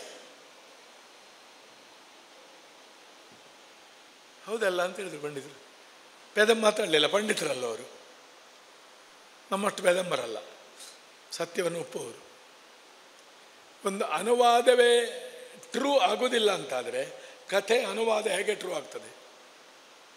ಪೊತ್ತು ದಣಿಯಲದೆ ಕೆಗಿರಿಗಳ ನೆತ್ತಲೇತಕ್ಕೆ ಕಲ್ಮರಂಗಳ ಮತ್ತೆ ಬಳಲು ಅದು ಯಾಕೆ ಸೇತುವ ಬಿತ್ತರಿ ಪಡೆ.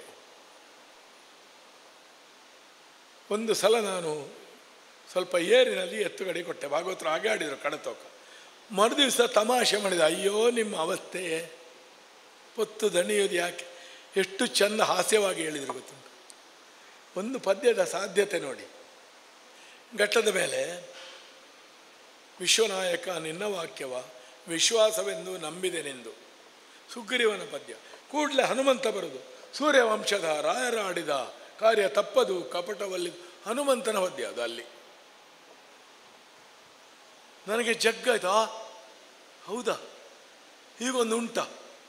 ಸುಗ್ರೀವನಾದರೆ ವ್ಯಂಗ್ಯವಾಗಿ ಹೇಳಬೇಕು, ಹನುಮಂತ ಹೇಳಿದ, ಇಲ್ಲ ಇಲ್ಲ ಸೂರ್ಯವಂಶದವರು ಸುಳ್ಳು ಹೇಳಿದಿಲ್ಲ, ಪಾ ನೋಡಪ್ಪಾ ಅಂತ ಅಲ್ಲಿಯ ಭಾಷೆಯಲ್ಲಿ ಏನು ಹೇಳ್ತೀನಿ ನೀನು, ಎನ್ನ ವೈರಿಯ ಮುಂದೆ ನಿಲ್ಲಿಸಿ. ಹಾಗಾದರೆ ನನಗೆ ಕಂಡಿದೆ ಅಲ್ವಾಯ್ತು ನೋಡಿ. ಒಂದು ಪ್ರಸಂಗದ ಅಪ್ಲಿಕೇಶನ್ ಎಷ್ಟು ಥರ, ಪದ್ಯಗಳನ್ನು ಹಿಂದೆ ಮುಂದೆ ಮಾಡಿ ಹೇಳ್ತೇವೆ. ಆದ್ದರಿಂದ ಪ್ರಸಂಗದ ಸ್ವಭಾವ ಏನು ಅಂತ ನೋಡಿ ಹೇಳಬೇಕು. ನಾನು ಭಾಸಪ್ರಜ್ಞೆ ಅಂತ ಹೇಳಿದೆ, ಯಾಕಂದರೆ ಪಾಂಚರಾತ್ರ ನಾಟಕದಲ್ಲಿ ಕೌರವ ರಾಜ್ಯವೇ ಕೊಟ್ಟು ಬಿಡ್ತಾನೆ ಪಾಂಡವರಿಗೆ. ಹಾಂ, ಕೊಟ್ಟೇ ಬಿಡ್ತಾನೆ, ಕೊಡ್ತೇನೆ ಅಂತ ಹೇಳ್ತಾನೆ. ಮತ್ತೆ ಊರು ಭಂಗ ಕರ್ಣಭಾರ ಉಂಟು. ಅಂದರೆ ರಾಜ್ಯ ಕೊಟ್ಟರೂ ಯುದ್ಧ ಆಗ್ತಿತ್ತು ಅಂತ ಹೇಳೋದು ಉದ್ದೇಶ. ಕವಿ ಸ್ವಾತಂತ್ರ್ಯ ಉಂಟು, ಎಷ್ಟೆಷ್ಟೋ ರಾಮಾಯಣದಲ್ಲಿ ಎಷ್ಟೆಷ್ಟೋ ರೀತಿ ಉಂಟು. ಆದ್ದರಿಂದ ವಿಶಾಲವಾದ ಕಾವ್ಯ ಪ್ರಪಂಚವನ್ನು ನಾವು ಅರ್ಥ ಮಾಡಿಕೊಳ್ಬೇಕು ಅಂತ ಮಾತ್ರ ಈ ಸಂದರ್ಭದಲ್ಲಿ ಹೇಳ್ತೇನೆ. ತುಂಡು ಪ್ರಸಂಗ ಪ್ರಯೋಗವಾಗಿ ಸರಿ, ಅದೇ ನಮಗೆ ಅಭ್ಯಾಸವಾಗಬಾರ್ದು. ತಕ್ಕ ಮಟ್ಟಿಗೆ ಇಡೀ ಪ್ರಸಂಗ, ಇಡೀ ಅಂತ ಇಲ್ಲ, ಸುಮಾರಾಗಿ ವಿವಿಧ ಭಾವಗಳು ಬೋಧೆ ಆಗುವಾಗೆ. ಈಗ ಕೃಷ್ಣ ಕೌರವ ಎರಡೇ ತೆಕ್ಕೊಂಡ್ರು ಸಂಧಾನದಲ್ಲಿ, ಅದು ಇಡೀ ಪ್ರಸಂಗ. ಯಾಕೆ ಮುಖ್ಯ ವಸ್ತು ಅಲ್ಲಿ ಟ್ರೀಟ್ ಆಗ್ತದೆ, ಇಡೀ ವಸ್ತು ಬರ್ತದೆ ಅಲ್ಲಿ, ಸಂದರ್ಭದ ಮೇಲೆ ನೋಡಬೇಕು. ಆದರೆ ರಾಮರಾವಣ ಯುದ್ಧ ಮಾತ್ರ ತೆಕ್ಕೊಂಡ್ರೆ ಪೂರ್ತಿ ಆಗೋದಿಲ್ಲ. ಒಂದು ಮಾತಲ್ಲಿ ಎರಡು ಪದ್ಯಕ್ಕಾದರೂ ಮಂಡೋದರಿಬೇಕು. ಆದ್ದರಿಂದ ಪ್ರಸಂಗದ ಅಳವಡಿಕೆ, ಶರಸೇತು ಬಂಧನವನ್ನು ಮೊದಲಾಗಿ ಮೂಡುಬಿದಿರೆಯಲ್ಲಿ ಮಾಡಿದಾಗ ಹೇಳಿದ್ದಾರಂತೆ, ಇಡೀ ಸುಭದ್ರ ಕಲ್ಯಾಣ ಮಾಡಬೇಕಿತ್ತು ಅಂತ. ಕಾಲಿಕವಾದ ಅಭಿರುಚಿಗಳು ಕಾರಣ. ಇದನ್ನೆಲ್ಲ ನೆನಪಿಟ್ಟುಕೊಂಡು ತಾಳಬದ್ಧಲೆ ಹೇಗೆ ಮುಂದುವರಿಬೇಕು ಅನ್ನೋ ಬಗ್ಗೆ ಮಾರ್ಗದರ್ಶಕವಾದ್ದು. ನಾಳೆದ್ದು ಹೀಗೆ ಆಗ್ತದೆ ಅಂತ ಭಾವಿಸ್ತೇನೆ. 4 ಜನರಿಗೆ ಪುನಃ ನಾನು ಅಭಿನಂದನೆ ಸಲ್ಲಿಸ್ತೇನೆ. ಈ ಗೋಷ್ಠಿ ಅಧ್ಯಕ್ಷತೆ ಎನ್ನುವುದು ದೊಡ್ಡ ಗೌರವ, ಸನ್ಮಾನ. ಅದಕ್ಕಾಗಿ ನಿಮಗೆಲ್ಲ ಮನಸ್ಸಾಷ್ಟಾಂಗ ನಿಂತುಕೊಂಡಲ್ಲೇ. ಕಟೀಲ್ನಲ್ಲಿ ಯಕ್ಷಗಾನದ ಬೇರೊಂದು ರೀತಿಯ ಪುನರುದಯದ ಎಲ್ಲ ಲಕ್ಷಣಗಳು ಕಾಣಿಸ್ತಾ ಇವೆ. ನಾವು ನಿಮ್ಮೊಟ್ಟಿಗಿದ್ದೇವೆ. ಮುಖ್ಯವಾಗಿ ಧರ್ಮಾರ್ಥ ಸಲಹೆಗಾರರಾಗಿ ನಾವು ಕೆಲಸ ಹೆಚ್ಚು ಮಾಡೋದಿಲ್ಲ. ನಾನು ಲೈಫ್ ಲಾಂಗ್ ಅದೇ ಮಾಡಿದ್ದು. ಸಲಹೆ ಕೊಟ್ಟದ್ದು ಮಾತ್ರ ಈಶ್ವರನ, ಮಾಡಿದ್ದು ಕಡಿಮೆ. ನಿಮ್ಮೊಟ್ಟಿಗೆ ನಾವು ಯಾವಾಗಲೂ ಇದ್ದೇವೆ. ಸಂತೋಷವಾಯಿತು. ಇನ್ನು ಎಷ್ಟು ಗೋಷ್ಠಿಗಳಿಗೆ ಬರ್ತೇನೋ ಗೊತ್ತಿಲ್ಲ. ಸಾಧ್ಯ ಇದ್ದಷ್ಟು ಬಂದು ಪ್ರೇಕ್ಷಕನಾಗಿ ಆದರೂ ಬರ್ತೇನೆ. ಸಾಮುಗರಿದ್ದಾರೆ ನನ್ನಿಂದ ಸ್ವಲ್ಪ ಹಿಂದೆ ಅವರು. ಅವರ ಹತ್ರ ಯಾವಾಗಲೂ ಹೇಳಿಕೊಂಡು ನೀವು ಮಾತಾಡಬೇಡಿ, ನಿಮ್ಮ ಅಪ್ಪ ನನಗೆ ಗೊತ್ತುಂಟಂತ. ಹಾಗೆ 4-5 ತಲೆಮಾರಿನೊಟ್ಟಿಗೆ ಅರ್ಥ ಹೇಳಿದ ಏನಿಲ್ಲದಿದ್ದರು ಅದೊಂದು ಭಾಗ್ಯ ನನಗುಂಟು. ಅದನ್ನು ಸ್ವಲ್ಪ ಕಾಲ ಉಳಿಸಬೇಕು ಅಂತಿದ್ದೇನೆ. ಯಕ್ಷಗಾನ ಕಲಾಮಾತೆಗೆ, ಕಟೀಲು ಭ್ರಮರಾಂಬಿಕೆಗೆ, ನಮ್ಮ ದೇವರು ಲಕ್ಷ್ಮೀ ನರಸಿಂಹ ಪರಶುರಾಮ, ಶ್ರೀ ಪರಶುರಾಮೋ ವಿಜಯತೆ. ನಮಸ್ತೆ.